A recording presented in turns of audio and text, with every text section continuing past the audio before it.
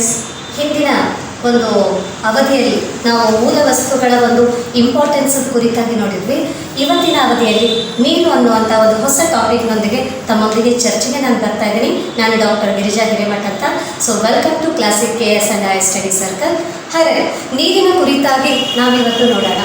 ಸಾಮಾನ್ಯವಾಗಿ ಭೂಮಿ ಸುಮಾರು 4.5 ಬಿಲಿಯನ್ ವರ್ಷಗಳ ಹಿಂದೆ ಏನಾಯಿತು ಅಂತ ಕೇಳಿದರೆ ಉಗಮ ಆಯಿತು. ಹಾಗಾದ್ರೆ ಭೂಮಿ ಮುಂಚೆ ಹೇಗಿತ್ತು ಅಂತ ಕೇಳಿದರೆ ಉರಿಯುವಂಥ ಅನಿಲಗಳ ಗೋಳವಾಗಿತ್ತು. ಅಂತ ಉರಿಯುವಂಥ ಅನಿಲಗಳ ಗೋಳವಾಗಿರುವಂಥ ಭೂಮಿ ಕಾಲಕ್ರಮೇಣವಾಗಿ ತಂಪಾಗ್ತಾ ಬಂದು ಅದು ವಿಭೇದೀಕರಣ ಹೊಂದಿ ಭೂಮಿ ರಚನೆ ಆಯಿತು ಸ್ನೇಹಿತರೆ. ಹಾಗಂತ ಭೂಮಿ ಮೇಲೆ ನಾವೇನು ಕಾಣ್ತಾ ಇದ್ದೀವಿ ಅಂತ ಕೇಳಿದರೆ, ಭೂಮಿ ಅನ್ನುವಂಥ ಈ ಗ್ರಹದಲ್ಲಿ ಮುಕ್ಕಾಲು ಭಾಗ, ಈ ಮುಕ್ಕಾಲು ಭಾಗ ಅಥವಾ ನಾವು 70% ಅಂತಲೂ ಕೂಡ ಕರಿಬೋದು. ಮುಕ್ಕಾಲು ಭಾಗ ಅಥವಾ 70% ಆಫ್ ದ ಏರಿಯಾ ಯಾವುದರಿಂದ ಆವೃತವಾಗಿದೆ ಅಂತ ಕೇಳಿದ್ರೆ ನೀರಿನಿಂದ ಆವೃತವಾಗಿದೆ ಸ್ನೇಹಿತರೆ. ಮುಕ್ಕಾಲು ಭಾಗ ಅಂತಂದ್ರೂ ಹೇಳ್ಬೋದು, ಅಥವಾ 70% of the earth it is occupied by the water and the remaining 30% of the area, ಈ ಉಳಿದಿರುವಂಥ 30% ಅಂದರೆ ಕಾಲು ಭಾಗ ಅಂತ ಏನು ಕರಿತೀವಲ್ಲ, ಇದು ಯಾವುದರಿಂದ ಆವರಿಸಿದೆ ಅಂತ ಕೇಳಿದರೆ ಭೂ ಪ್ರದೇಶದಿಂದ ಆವರಿಸಿದೆ. ಭೂಮಿ ಮೇಲೆ ಈ ರೀತಿಯಲ್ಲಿ ನಾವೇನು ಕಾಣ್ತಾ ಇದೀವಿ ಅಂದರೆ ಭೂಮಿಯನ್ನ ಒಂದು ಜಲಾವೃತ ಗ್ರಹ ಅಂತ ಕರೀತಾ ಇದ್ವಿ. ಅದರಲ್ಲಿ ಭೂಮಿಯನ್ನ ಜಲಾವೃತ ಗ್ರಹ ಅಂತ ಕರೀಲಿಕ್ಕೆ ಕಾರಣ ಏನು ಅಂತ ಕೇಳಿದ್ರೆ, ಭೂಮಿಯ ಮುಕ್ಕಾಲು ಭಾಗ ನೀರಿನಿಂದ ಆವರಿಸಲ್ಪಟ್ಟಿರುವುದಕ್ಕೆ ಭೂಮಿಯನ್ನ ಜಲಾವೃತ ಗ್ರಹ ಅಂತ ಕರಿತೀವಿ. ಹಾಗೆ ಇಷ್ಟೆಲ್ಲ ಭೂಮಿ ಮೇಲೆ 70% ನೀರಿದ್ರೂ ಕೂಡ ನೀರಿಗೋಸ್ಕರ ಸಾಕಷ್ಟು ಪರದಾಟ ನಡೀತಾ ಇದೆ. ಆ ರೀತಿ ನಡೀಲಿಕ್ಕೆ ಕಾರಣ ಏನು ಅಂತ ಕೇಳಿದ್ರೆ, ಇಷ್ಟೆಲ್ಲ ನೀರು ಕೂಡ ಕುಡಿಲಿಕ್ಕೆ ಯೋಗ್ಯ ಅಲ್ಲ, ಅದಕ್ಕೋಸ್ಕರ ಪರದಾಟ ನಡೀತಾ ಇದೆ. ಇಷ್ಟೆಲ್ಲ ಏನು ಮುಕ್ಕಾಲು ಭಾಗ ಅಂತ ಹೇಳ್ತೀವಲ್ಲ, ಈ ಮುಕ್ಕಾಲು ಭಾಗದಲ್ಲೇ ನಮಗೆ ಕುಡಿಲಿಕ್ಕೆ ಸಿಗುವಂಥ ನೀರಿನ ಪ್ರಮಾಣ ಎಷ್ಟಿದೆ ಅಂತ ಕೇಳಿದ್ರೆ ಲೆಸ್ ದೆನ್ 1% ಅಂತ ಕರೀತಾ ಇದ್ವಿ. Not at round figure as 1%, ಪೂರ್ತಿ ರೌಂಡ್ ಫಿಗರ್ 1% ಅಂತಲೂ ಕೂಡ ಕರೀತಾ ಇಲ್ಲ, 1%ಗಿಂತಲೂ ಕೂಡ ಕಮ್ಮಿ ಯಾವುದನ್ನು ಕಾಣ್ತಾ ಇದ್ದೀವಿ ಅಂತ ಕೇಳಿದ್ರೆ ಕುಡಿಲಿಕ್ಕೆ ಸಿಗುವಂಥ ನೀರಿನ ಪ್ರಮಾಣ 1% ಇಲ್ಲ. ನೋಡಿ, ಈ ಮುಕ್ಕಾಲು ಭಾಗದಲ್ಲಿ ಕೇವಲ ಇಷ್ಟನ್ನು ಅಂದ್ಕೊಳ್ಳಿ. 1% ಅಂದರೆ ಇದಿಷ್ಟು ಏರಿಯಾ ಮಾತ್ರ ಏನಿದೆ ಅಂತ ಕೇಳಿದರೆ ಕುಡಿಲಿಕ್ಕೆ ಯೋಗ್ಯವಾಗಿರುವಂಥ ನೀರು ಅಂತ ಹೇಳ್ತಾ ಇದ್ವಿ. ಸಾಮಾನ್ಯವಾಗಿ ಮಹದಾಯಿ, ಕಳಸ, ಬಂಡೂರಿ ಅಂತ ತಮ್ಮೆಲ್ಲರಿಗೂ ಕೂಡ ಗೊತ್ತಿರುವಂಥದ್ದು. ನೀರಿಗೋಸ್ಕರ ಮ್ಯಾಕ್ಸಿಮಮ್ ಏನು ನಡೀತು ಅಂತ ಕೇಳಿದರೆ ಅಲ್ಲಿ ಹೋರಾಟ ನಡೀತು. ಕಳಸ ಬಂಡೂರಿ ಅಂತ ಹೇಳ್ತೀವಿ, ಮಹದಾಯಿ ಅಂತ ಹೇಳ್ತೀವಿ. ಹಾಗಾಗಿ ಈಗ ಹೆಂಗೆ ಕರೋನಾ ಸಲುವಾಗ ಮನೆಯಲ್ಲೆಲ್ಲರೂ ಲಾಕ್ಡೌನ್ ಆಗಿ ಯಾವ ರೀತಿ ರಜಾ ಸಿಗ್ತದೆ, ಹಾಗೆ ಆ ಚಳವಳಿ ನಡೀತಾ ಇರುವಾಗ ಕರ್ನಾಟಕ ಬಂದ್ ಭಾರತ್ ಬಂದ್ ಕರ್ನಾಟಕ ಬಂದ್ ಅಂತ ವಾರಗಟ್ಟಲೆ ವಿದ್ಯಾರ್ಥಿಗಳು ಮನೆಯಲ್ಲಿ ಬಂದೋ ಅಂತ ಮನೆಯಲ್ಲಿ ಕಳೆದ್ರು. ಹಾಗೆ ಯಾಕೆ ಆ ಚಳವಳಿಗಳು ಅಂತ ಕೇಳಿದ್ರೆ ಕುಡಿಲಿಕ್ಕೆ ಸಿಗುವಂಥ ನೀರಿನ ಪ್ರಮಾಣ ಕಡಿಮೆ ಇದೆ. ಹಾಗಂತ ನೀರು ಕುಡಿಲಿಕ್ಕೆ ಸಿಗುವಂಥದ್ದು 1%ಗಿಂತಲೂ ಕಮ್ಮಿ ಅಂತ ಹೇಳ್ತೀವಿ, ನಿಜ. ಅದರಲ್ಲೇ ಶುದ್ಧ ನೀರಿನ ಪ್ರಮಾಣ ಅಂತ ಕೇಳಿದಾಗ ಶುದ್ಧ ನೀರಿನ ಪ್ರಮಾಣ ಎಷ್ಟಿದೆ ಭೂಮಿ ಮೇಲೆ ಅಂತ ಕೇಳಿದರೆ ಇಟ್ ಈಸ್ ಲೆಸ್. ಎಷ್ಟಿದೆ ಅಂತ ಕೇಳಿದರೆ 0.3% ಅಂತ ಹೇಳ್ತಾ ಇದ್ದೀವಿ. ಶುದ್ಧ ನೀರಿನ ಪ್ರಮಾಣ ಭೂಮಿ ಮೇಲೆ ಎಷ್ಟಿದೆ ಅಂತ ಕೇಳಿದರೆ ಶುದ್ಧ ನೀರಿನ ಪ್ರಮಾಣ ಭೂಮಿ ಮೇಲೆ 0.3% ಇದೆ. ಇದನ್ನು ಕ್ವಶನ್ ಪೇಪರ್ನಲ್ಲಿ ಕೂಡ ಕೇಳಿದರೆ ಸ್ನೇಹಿತರೆ, ಶುದ್ಧ ನೀರಿನ ಪ್ರಮಾಣ ಭೂಮಿಯ ಮೇಲೆ ಶೇಕಡಾವಾರು ಡ್ಯಾಶ್ ಇದೆ ಅಂತ ಕೇಳಿದರೆ ಹಾಗೆ ಎಷ್ಟಿದೆ ಅಂತ ಕೇಳಿದರೆ 0.3%. ಒಟ್ಟಾರೆ ನಾವು ಕುಡಿಲಿಕ್ಕೆ ಯೋಗ್ಯವಾದಂಥ ನೀರಿನ ಪ್ರಮಾಣ ಎಷ್ಟು ಅಂತ ಕೇಳಿದರೆ ಲೆಸ್ ದೆನ್ 1% ಅಂತ ಹೇಳ್ತೀವಿ. ಹಾಗಿಂತ ನೀರು ಪ್ರತಿಯೊಂದು ಜೀವಿಗಳ ಅಸ್ತಿತ್ವಕ್ಕೆ, ಪ್ರತಿಯೊಂದು ಜೀವಿಗಳು ತಮ್ಮ ಜೀವನವನ್ನು ನಡೆಸಬೇಕಾದ್ರೆ ಅನಿವಾರ್ಯವಾಗಿ ಮತ್ತು ಅವಶ್ಯಕವಾಗಿ ಬೇಕಾದಂಥ ಒಂದು ಅದ್ಭುತವಾದಂಥ ದ್ರವ ವಸ್ತು ಅಂತ ಯಾವುದನ್ನು ಕರೀತಾ ಇದ್ದೀವಿ ಅಂದರೆ ನೀರನ್ನು ಕರೀತಾ ಇದ್ದೀವಿ. ಹಾಗಿಂತ ನೀರು ನಮ್ಮ ದೇಹದಲ್ಲೂ ಕೂಡ ಇದೆ. ನಮ್ಮ ದೇಹದಲ್ಲಿ ನೀರು ಎಷ್ಟಿದೆ ಅಂತ ಕೇಳಿದರೆ 70% ನಮ್ಮ ದೇಹದಲ್ಲಿ ನೀರನ್ನು ಕಾಣ್ತಾ ಇದ್ವಿ. ಮಾನವನ ದೇಹದಲ್ಲಿರುವಂಥ ನೀರಿನ ಪ್ರಮಾಣ ಎಷ್ಟಿದೆ ಅಂತ ಕೇಳಿದರೆ 70%. ಮಾನವನ ದೇಹದಲ್ಲಿ ಇರುವಂತಹ ನೀರಿನ ಪ್ರಮಾಣ ಎಷ್ಟಿದೆ ಅಂತ ಕೇಳಿದರೆ 70% ಅಂತ ಹೇಳ್ತಾ ಇದ್ವಿ. ಇದು ಕೂಡ ಪ್ರಶ್ನೆ ಪತ್ರಿಕೆಯಲ್ಲೇ ಕೇಳಿರೋದು.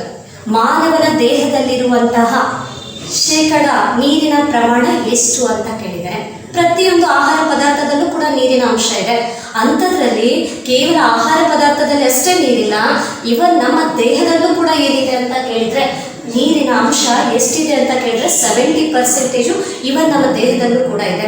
ಇವನ್ ಬರೀ ನಮ್ಮ ದೇಹದಲ್ಲಿ ಅಂತ ಅಷ್ಟೇ ಅಲ್ಲದೆ ಇವನ್ ಮೂಳೆಗಳಲ್ಲೂ ಕೂಡ ಎಷ್ಟು ಕಾಣ್ತಾ ಇದ್ದೀವಿ ಅಂತ ಕೇಳಿದ್ರೆ ಮೂಳೆಗಳಲ್ಲೂ ಕೂಡ 10 to 20% ಏನಿದೆ ಅಂತ ಕೇಳಿದ್ರೆ ನೀರಿನ ಅಂಶ ಇದೆ ಸ್ನೇಹಿತರೆ. ಮೂಳೆಗಳಲ್ಲೂ ಕೂಡ ಏನು ಕಾಣ್ತಾ ಇದ್ದೀವಿ ಅಂದರೆ 10 to 20% ನೀರಿನ ಅಂಶ ನಮ್ಮ ದೇಹದಲ್ಲಿದೆ. ಮೂಳೆಗಳಲ್ಲಿ 10 to 20% ಆದರೆ ಒಟ್ಟಾರೆ ನಮ್ಮ ದೇಹದ ಶರೀರದಲ್ಲಿ ಎಷ್ಟಿದೆ ಅಂತ ಕೇಳಿದ್ರೆ 70% ನೀರಿನ ಅಂಶ ಐತಿ. ಹಾಗೆ 70% ನೀರಿನ ಅಂಶ ನಮ್ಮ ದೇಹದಲ್ಲಿ ಏನಿದೆನೋ, ನಾವೀಗ 1 ಬಿಟ್ಟು 2 ಬಾಟಲ್ ನೀರು ಕುಡಿದ್ರೆ ಕುಡ್ದಂಥ ಎಲ್ಲ ನೀರು ಕೂಡ ಯೂರಿನ್ ಆಗಿ ಫಾರ್ಮ್ ಆಗಲ್ಲ. ಕುಡಿದಂಥ ಎಲ್ಲ ನೀರು ಕೂಡ ಯೂರಿನ್ ಆಗಲ್ಲ. ನಮ್ಮ ದೇಹದ ಎಲ್ಲ ಕ್ರಿಯೆಗಳು ನಡೀಲಿಕ್ಕೆ ಶೇಕಡ 70% ದೇಹದಲ್ಲಿ ನೀರು ಉಳ್ಕೊಂಡೆ ಉಳಿದಂಥ ನೀರಿನ ಅಂಶ ಬೆವರಾಗ್ಯೋ ಅಥವಾ ಮೂತ್ರವಾಗಿಯೋ ನಮ್ಮ ದೇಹದಿಂದ ಏನಾಗುತ್ತೆ ವಿಸರ್ಜಿಸಲ್ಪಡುತ್ತೆ. ಹಾಗೆಂತ ನೀರೇನು 70% ನಮ್ಮ ದೇಹದಲ್ಲಿ ಇದೆನೋ ಅದು ಯಾವುದಕ್ಕೋಸ್ಕರ ಬೇಕು ಅಂತ ತಮ್ಗೆ ಹೇಳಬೇಕಾದ್ರೆ, ಈ 70% ನೀರು ಒಳಗಿದೆ ಅಂತ ಹೇಳಿದ್ರೆ ಆ 70% ನೀರಿನ ಅಂಶ ನಮ್ಮ ದೇಹದಲ್ಲಿ ಏನಿದೆನೋ ಅದು ಯಾವ ಕ್ರಿಯೆ ನಡೆಸಲಿಕ್ಕೆ ಬೇಕು ಅಂತ ಕೇಳಿದ್ರೆ ನಮ್ಮ ದೇಹದಲ್ಲಿ ನಾನಾ ರೀತಿಯಾದಂಥ ಚಯಾಪಚಯ ಕ್ರಿಯೆಗಳು ನಡೀತಾ ಇದ್ದಾವೆ. The different metabolic activities that are taken place inside our body, they all are taken place in presence of the water media. ಅವೆಲ್ಲ ಒಳಗೆ ನಡೀತಾ ಇದ್ದಾವೆ. ವಿವಿಧ ರಾಸಾಯನಿಕ ಕ್ರಿಯೆಗಳು ನಡೀತಾ ಇದ್ದಾವೆ, ವಿವಿಧ ಚಯಾಪಚಯ ಕ್ರಿಯೆಗಳು ನಡೀತಾ ಇದ್ದಾವೆ. ಇವೆಲ್ಲ ಕ್ರಿಯೆಗಳು ಸುಸೂತ್ರವಾಗಿ ಸುಗಮವಾಗಿ ನಡಿಬೇಕಾದ್ರೆ ಯಾವುದರ ಮಧ್ಯವರ್ತಿಯಲ್ಲಿ ಅಂತ ಕೇಳಿದಾಗ ಇವೆಲ್ಲಗಳು ಚೆನ್ನಾಗಿ ನಡಿಬೇಕಾದ್ರೆ ನೀರಿನ ಮಧ್ಯವರ್ತಿಯಲ್ಲೇ ಅವುಗಳು ನಡಿಲಿಕ್ಕೆ ಕಾರಣ. ಹಾಗೆ ಈ 70% ನೀರು ನಮ್ಮ ದೇಹದಲ್ಲಿ ಏನಿದೆ ಅಲ್ಲ, ಇದು ಮತ್ತೆ ಯಾವುದಕ್ಕೆ ಹೆಲ್ಪ್ ಆಗ್ತಾ ಇದೆ ಅಂತ ಕೇಳಿದ್ರೆ ನಮ್ಮ ದೇಹದಲ್ಲಿರುವಂಥ ರಕ್ತವನ್ನು ದುಗ್ಧ ರಸವನ್ನು ದ್ರವ ರೂಪದಲ್ಲಿ ಇಡಲಿಕ್ಕೆ ಈ ನೀರು ಸಹಾಯಕ ಆಗ್ತದೆ. ರಕ್ತವನ್ನು ಮತ್ತು ದುಗ್ಧ ರಸವನ್ನು ದ್ರವ ಸ್ಥಿತಿಯಲ್ಲಿ ಇಡಲಿಕ್ಕೆ ಸಹಾಯಕ ಆಗ್ತದೆ. ಹಾಗೆ ಈ ನಮ್ಮ ದೇಹದಲ್ಲಿರುವಂಥ ನೀರು ವಸ್ತುಗಳನ್ನು ಒಂದು ಕಡೆಯಿಂದ ಇನ್ನೊಂದು ಕಡೆ ಸಾಗಾಣಿಕೆ ಮಾಡಲಿಕ್ಕೂ ಸಹಾಯಕ ಆಗುತ್ತೆ. ವಿಸರ್ಜನಾ ವಸ್ತುಗಳನ್ನು ಈಗ ಹೆಂಗೆ ಬೆವರು ಅಂತ ಹೇಳ್ತೀವಿ, ಮೂತ್ರ ಅಂತ ಹೇಳ್ತೀವಿ, ಈ ರೀತಿಯಲ್ಲಿ ವಿಸರ್ಜನಾ ವಸ್ತುಗಳನ್ನು ಹೊರಹಾಕಲಿಕ್ಕೆ ಕೂಡ ಸಹಾಯಕ ಆಗ್ತದೆ. ವಸ್ತುಗಳನ್ನು ಸಾಗಾಣಿಕೆ ಮಾಡಲಿಕ್ಕೆ ಸಹಾಯಕ ಆಗ್ತದೆ. ಈ ರೀತಿಯಾದಂಥ ನಮ್ಮ ದೇಹದಲ್ಲಿರುವಂಥ ನೀರು ನಮ್ಮ ದೇಹದ ಶಾಖವನ್ನು ಕೂಡ ನಿಯಂತ್ರಿಸುವಂಥ ಒಂದು ಅದ್ಭುತವಾದ ದ್ರವ ವಸ್ತುವಾಗಿದೆ. ನಮ್ಮ ದೇಹದ ಶಾಖವನ್ನು ನಿಯಂತ್ರಿಸಲಿಕ್ಕೂ ಕೂಡ ನೀರು ಬೇಕು ಅಂತ ಹೇಳ್ತಾರೆ. ನೀವೇನೋ ಆರಾಮಿಲ್ಲ ಅಂತ ಹಾಸ್ಪಿಟಲ್ಗೆ ಹೋದರೆ ಡಾಕ್ಟ್ರು ಮೊದಲು ಸಜೆಸ್ಟ್ ಮಾಡೋದು ಯಾವುದನ್ನ ಅಂತ ಕೇಳಿದ್ರೆ ನೀರು ಚೆನ್ನಾಗಿ ಕುಡೀರಿ ಅಂತ, ನೀರು ಹೆಚ್ಚಿಗೆ ಕುಡೀರಿ ಅಂತ ಹೇಳ್ತಾರೆ. ಅದಕ್ಕೆ ಒಂದು ಕಡೆ ತಜ್ಞ ಹೇಳ್ತಾರೆ ನೀರು ಚೆನ್ನಾಗಿ ಕುಡಿತಾ ಇದ್ರೆ ಆರೋಗ್ಯವಂತರಾಗಿರ್ಬೋದು ಅಂತ. ಅದಕ್ಕೆ ನೀರು ಕುಡಿದು ನಿರಾಳವಾಗಿ ಬದುಕಿ ಅಂತ ಒಂದು ಕಡೆ ಹೇಳ್ತಾರೆ. ಎಷ್ಟು ನೀರು ಕುಡಿತೀವೋ ಅಷ್ಟು ಆರೋಗ್ಯಕ್ಕೆ ಒಳ್ಳೆಯದು ಅಂತ. ಸಪೋಸ್ ನಾವೇನಾದರೂ ನೀರು ಕಡಿಮೆ ಕುಡಿತಾ ಇದ್ದೀವಿ ಅಂದ್ಕೊಳ್ಳೋಣ, ಇದರಿಂದ ಏನು ಉಂಟಾಗತ್ತೆ ಅಂತ ಕೇಳಿದ್ರೆ ಇದು ನಮ್ಮ ದೇಹದಲ್ಲಿ ಶಾಖವನ್ನು ನಿಯಂತ್ರಿಸುತ್ತೆ ಅಂತ ಹೇಳಿದ್ವಿ. ನಾವು ಅಕಸ್ಮಾತ್ ನೀರು ಚೆನ್ನಾಗಿ ಕುಡಿತಾ ಇಲ್ಲ ಅಂದರೆ ಅದು ಹೀಟನ್ನು ಮೇಂಟೈನ್ ಮಾಡುವಂಥ ನೀರೇ ನಮ್ಮ ದೇಹದಲ್ಲಿ ಕಡಿಮೆ ಇದ್ದಾಗ ಬಾಡಿ ಹೀಟ್ ಆಗಲಿಕ್ಕೆ ಕಾರಣ ಆಗುತ್ತೆ. ಹೀಟ್ ಆಗಲಿಕ್ಕೆ ಕಾರಣ ಆಯಿತು ಅಂದರೆ ಆವಾಗ ಏನಾಗುತ್ತೆ ಅಂತ ಕೇಳಿದ್ರೆ ಮಲಬದ್ಧತೆ ಉಂಟಾಗಲಿಕ್ಕೆ ಕಾರಣ ಆಗುತ್ತೆ. ಮಲಬದ್ಧತೆಯಿಂದ ಏನು ಸಹಜವಾಗಿ ಉಂಟಾಗತ್ತೆ ಅಂತ ಕೇಳಿದ್ರೆ ಮಲಬದ್ಧತೆಯಿಂದ ಇದೇ ಕಂಟಿನ್ಯೂ ಆಯಿತು ಅಂತ ಕೇಳಿದ್ರೆ ಮಲಬದ್ಧತೆ ಹಾಗೆ ಕಂಟಿನ್ಯೂಸ್ ಆಗ್ತಾ ಹೋಯಿತು ಅಂದರೆ ಇದರಿಂದ ಮೂಲ ವ್ಯಾಧಿ ಅನ್ನುವಂಥ ಒಂದು ರೋಗನೂ ಕೂಡ ಉಂಟಾಗಲಿಕ್ಕೆ ಕಾರಣ ಆಗುತ್ತೆ. ಮೂಲ ವ್ಯಾಧಿ ಅಂತ ಹೇಳ್ತೀವಿ. ಹಾಗಾಗಿ ಮೂಲ ವ್ಯಾಧಿ ಅನ್ನುವಂಥ ರೋಗಕ್ಕೆ ಯಾವುದು ಕಾರಣ ಅಂತ ಕೇಳಿದ್ರೆ ನೀರನ್ನು ನಾವು ಸರಿಯಾಗಿ ತಗೊಳ್ಳದೇ ಇದ್ದಾಗ, ನೀರನ್ನು ಸರಿಯಾಗಿ ಕುಡಿಯದೇ ಇದ್ದಾಗ ಒಳಗಡೆ ನಾವೇನು ಆಹಾರವನ್ನು ತಗೊಂಡಿರ್ತೀವೋ ಆ ಆಹಾರ ಒಳಗಡೆ ಸುಡ್ತಾ ಹೋಗುತ್ತೆ. ಯಾಕಂದರೆ ಶಾಖವನ್ನು ನಿಯಂತ್ರಿಸುವಂಥ ನೀರು ಕಡಿಮೆ ಆದಾಗ ಆ ಒಳಗಡೆ ಇರುವಂಥ ಒಂದೇನು ಜೀರ್ಣಕ್ರಿಯೆಯಿಂದ ಅನುಪಯುಕ್ತ ವಸ್ತು ಅದೇನು ಫಾರ್ಮ್ ಆಗ್ತದೆ ಅದು ತ್ಯಾಜ್ಯ ವಸ್ತುವಾಗಿ ಫಾರ್ಮ್ ಆದಾಗ ಗಟ್ಟಿಯಾದಂಥ ರೂಪದಲ್ಲಿ ಆದಾಗ ಮೋಷನ್ ಸರಿಯಾಗಿ ಹೋಗಲಿಕ್ಕೆ ಅದು ಒಂದೇನಾದರೂ ಸಮಸ್ಯೆಯನ್ನು ಉಂಟು ಮಾಡಿದಾಗ ಅದನ್ನು ನಾವೇನಂತ ಕರಿತೀವಿ ಅಂದರೆ ಮಲಬದ್ಧತೆ, ಕಾನ್ಸ್ಟಿಪೇಷನ್ ಅಂತ ಹೇಳ್ತೀವಿ. ಈ ಮಲಬದ್ಧತೆನೇ ಹಾಗೆ ಕಂಟಿನ್ಯೂಸ್ಲಿ ಮುಂದುವರೆದಾಗ ಅಲ್ಲಿ ಏನು ಉಂಟು ಮಾಡುತ್ತೆ ಅಂದರೆ ಮೂಲವ್ಯಾಧಿ ಅನ್ನುವಂಥ ರೋಗಕ್ಕೆ ಅದು ಎಡೆ ಮಾಡಿಕೊಡುತ್ತೆ. ಸಾಮಾನ್ಯವಾಗಿ ಆ ಮೋಷನ್ ಹೋಗುವಂಥ ಜಾಗದಲ್ಲಿ ಏನು ಕಾಣ್ತೀವಿ ಅಂತ ಕೇಳಿದ್ರೆ ಗಾಯಗೊಂಡಾಗುತ್ತೆ. ಆ ಮೋಷನ್ ಹೋಗುವಂಥ ಜಾಗದಲ್ಲಿ ಆ ಜಾಗ ಸೀಳಿ ಸೀಳಿ ಸೀಳಿ ಒಳಗಡೆ ಇರುವಂಥ ಮೋಷನ್ ಏನೋ ಹೊರಗೆ ಹೋಗುತ್ತೆ ನಿಜ, ಆದರೆ ಆ ಜಾಗ ಎಲ್ಲ ಸೀಳಿದ ಜಾಗದಿಂದ ಬ್ಲಡ್ ಬರಲಿಕ್ಕೆ ಸ್ಟಾರ್ಟ್ ಆದರೆ ಇದಕ್ಕೆ ನಾವು ರಕ್ತ ಮೂಲವ್ಯಾಧಿ ಅಂತ ಕರೀತಾ ಇದ್ವಿ. ಸೀಳಿ ಸೀಳಿ ಯಾಕಂದ್ರೆ ಮೋಷನ್ ಎಲ್ಲ ಒಳಗಡೆ ಗಟ್ಟಿಯಾಗಿ ಹಿಕ್ಕಿಯಾದಂಗಾಗಿರುತ್ತೆ. ನಾನು ಹೇಳ್ತಾ ಇರುವಾಗ ಸಂಕೋಚ ಬೇಡ, ಯಾಕಂದ್ರೆ ಹೇಳ್ತಾ ಇರೋದು ಜೀವನದ ಬಗ್ಗೆ. ಹೇಳ್ತಾ ಇರುವಾಗ ಯಾವುದು ಹೇಳ್ತಾ ಇರುವಲ್ಲ ಅದು ಜೀವನಕ್ಕೆ ಸಂಬಂಧಪಟ್ಟಂತೆ ಇರುವುದರಿಂದ ಕೇಳ್ತಾ ಇರುವಾಗ ಯಾವುದೇ ಸಂಕೋಚ ಬೇಡ ಅಂತ. ಅದರಲ್ಲಿ ಒಳಗಡೆ ಇರುವಂಥ ಮೋಷನನ್ನು ಪ್ರೆಷರ್ದಿಂದ ಹೊರಗೇನೂ ಹಾಕ್ತಿರ ನಿಜ, ಆದರೆ ಆ ಜಾಗ ಎಲ್ಲ ಗಾಯಗೊಂಡಂಗಾಗತ್ಲೆ ಆ ಜಾಗದಿಂದ ಬ್ಲಡ್ ಬರಲಿಕ್ಕೆ ಶುರು ಆಯಿತು ಅಂದರೆ ಇದನ್ನೇ ರಕ್ತ ಮೂಲವ್ಯಾಧಿ ಅಂತ ಹೇಳ್ತೀವಿ. ಕೆಲವು ಆ ಜಾಗ ಎಲ್ಲ ಉರಿತಾ ಇರುತ್ತೆ, ಅದಕ್ಕೆ ಉರುಕು ಮೂಲವ್ಯಾಧಿ ಅಂತ ಹೇಳ್ತಾರೆ. ಕೆಲವು ಆ ಜಾಗದಲ್ಲಿ ಏನು ಕಾಣ್ತಾ ಇದ್ದೀವಿ ಅಂತ ಕೇಳಿದ್ರೆ ಆ ಕಡೆ ಈ ಕಡೆಯಿಂದ ಎರಡು ಕಡೆಯಿಂದ ತೊಗಲೆದ್ದಂಗಾಗಿರುತ್ತೆ, ಅದಕ್ಕೆ ಮೆಳಿಗೆ ಮೂಲವ್ಯಾಧಿ. ಆಡು ಭಾಷೆ ಹೇಳ್ತಾ ಇದ್ದಾರೆ ಮೆಳಿಗೆ ಆದಿದೆ ಅಂತ. ಮೆಳಿಗೆ ಮೀನ್ಸ್ ಆ ಕಡೆ ಈ ಕಡೆ ಅಂತ ತೊಗಲಾಗಿರುತ್ತೆ. ಇದೆಲ್ಲ ಸಮಸ್ಯೆ ಆಗ್ತಿರುವಂಥ ರೀತಿಯಲ್ಲಿ ಎಚ್ಚೆತ್ಕೊಳ್ಬೇಕು ಅಂತಂದರೆ ಬೆಟರ್ ನೀರನ್ನು ಚೆನ್ನಾಗಿ ಕುಡಿತಾ ಇರಬೇಕನ್ನೋದು ಒಂದು ಕಿವಿ ಮಾತು ಅಂತ. ಸಾಮಾನ್ಯವಾಗಿ ಮೂಲವ್ಯಾಧಿ ಸಮಸ್ಯೆಯಿಂದ ಯಾರಾದರೂ ಬಳಲ್ತಾ ಇದ್ರೆ ಅವ್ರಿಗೊಂದು ಮನೆ ಮದ್ದು ಅಂತ ಕೇಳಿದರೆ ಮಾಡಿ ನೋಡಿ ಅದನ್ನು ತಾವೇ ಹೇಳ್ತೀರಾ ಎಷ್ಟು ಚೆನ್ನಾಗಿ ಉಪಯೋಗ ಆಯಿತು ಅಂತ. ಮೂಲಂಗಿದೇನಿದೆಯಲ್ಲ ಆ ಮೂಲಂಗಿ ಗಡ್ಡೆಯನ್ನು ಹೆರಚ್ಬಿಟ್ಟು ಅಂದರೆ ಅದರ ಒಂದು ಇದನ್ನು ತುರಿಯನ್ನು ಹೆರಚ್ಬಿಟ್ಟಾಗ ಆ ಹೆರಚಿದಂಥ ತುರಿಗೆ ಸ್ವಲ್ಪ ಮೊಸರನ್ನು ಮತ್ತು ರುಚಿಗೆ ತಕ್ಕಷ್ಟು ಉಪ್ಪನ್ನು ಹಾಕ್ಕೊಂಡು ಅದನ್ನು ಹಾಗೆ ತಗೊಳ್ಬೋದು, ಅಥವಾ ಇಲ್ಲ ಅಂದರೆ ಅದನ್ನು ರೊಟ್ಟಿಯಲ್ಲಿ ಜೊತೆಗೆ ಸೇವನೆ ಮಾಡಿದರೆ ಒಂದು 2-3 ದಿನ ಈ ರೀತಿ ಕಂಟಿನ್ಯೂಸ್ಲಿ ಮಾಡಿ ತಿಂದು ನೋಡಿ, ತಮಗೆ ರಿಸಲ್ಟ್ ಗೊತ್ತಾಗುತ್ತೆ. ಮೋಷನ್ ಸರಳಂಗ ಆಗಲಿಕ್ಕೆ ಶುರುವಾಗುತ್ತೆ.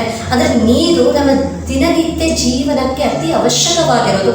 ಅಂತ ನೀರು ಕುಡಿಯೋದ್ರೊಳಗೆ ವ್ಯತ್ಯಾಸ ಆದಾಗ ನಾನಾ ರೀತಿಯಾದಂಥ ರೋಗಗಳನ್ನು ಕೂಡ ತರಲಿಕ್ಕೆ ಕಾರಣ ಆಗುತ್ತೆ.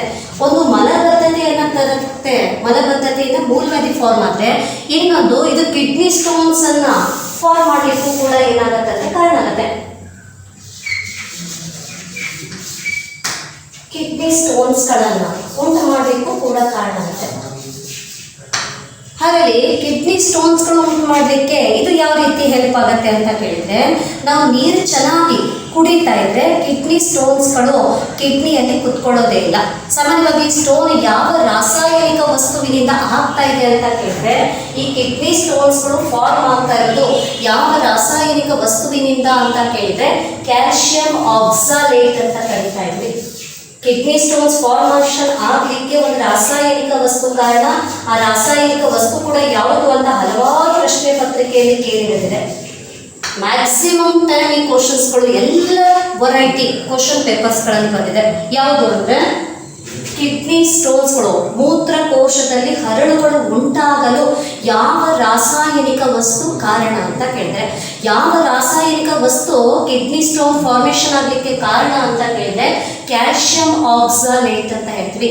ಹಾಗೆ ಎಲ್ಲಿರುತ್ತೆ ಅಂತ ಕೇಳಿದರೆ ಟೊಮ್ಯಾಟೊ ಅಂತ ಏನು ಹೇಳ್ತೀವಲ್ಲ, ಟೊಮ್ಯಾಟೊದಲ್ಲಿರುವಂಥ ಬೀಜಗಳು very very very very dangerous ಬೀಜಗಳು ಅಂತ ಹೇಳ್ತೀವಿ.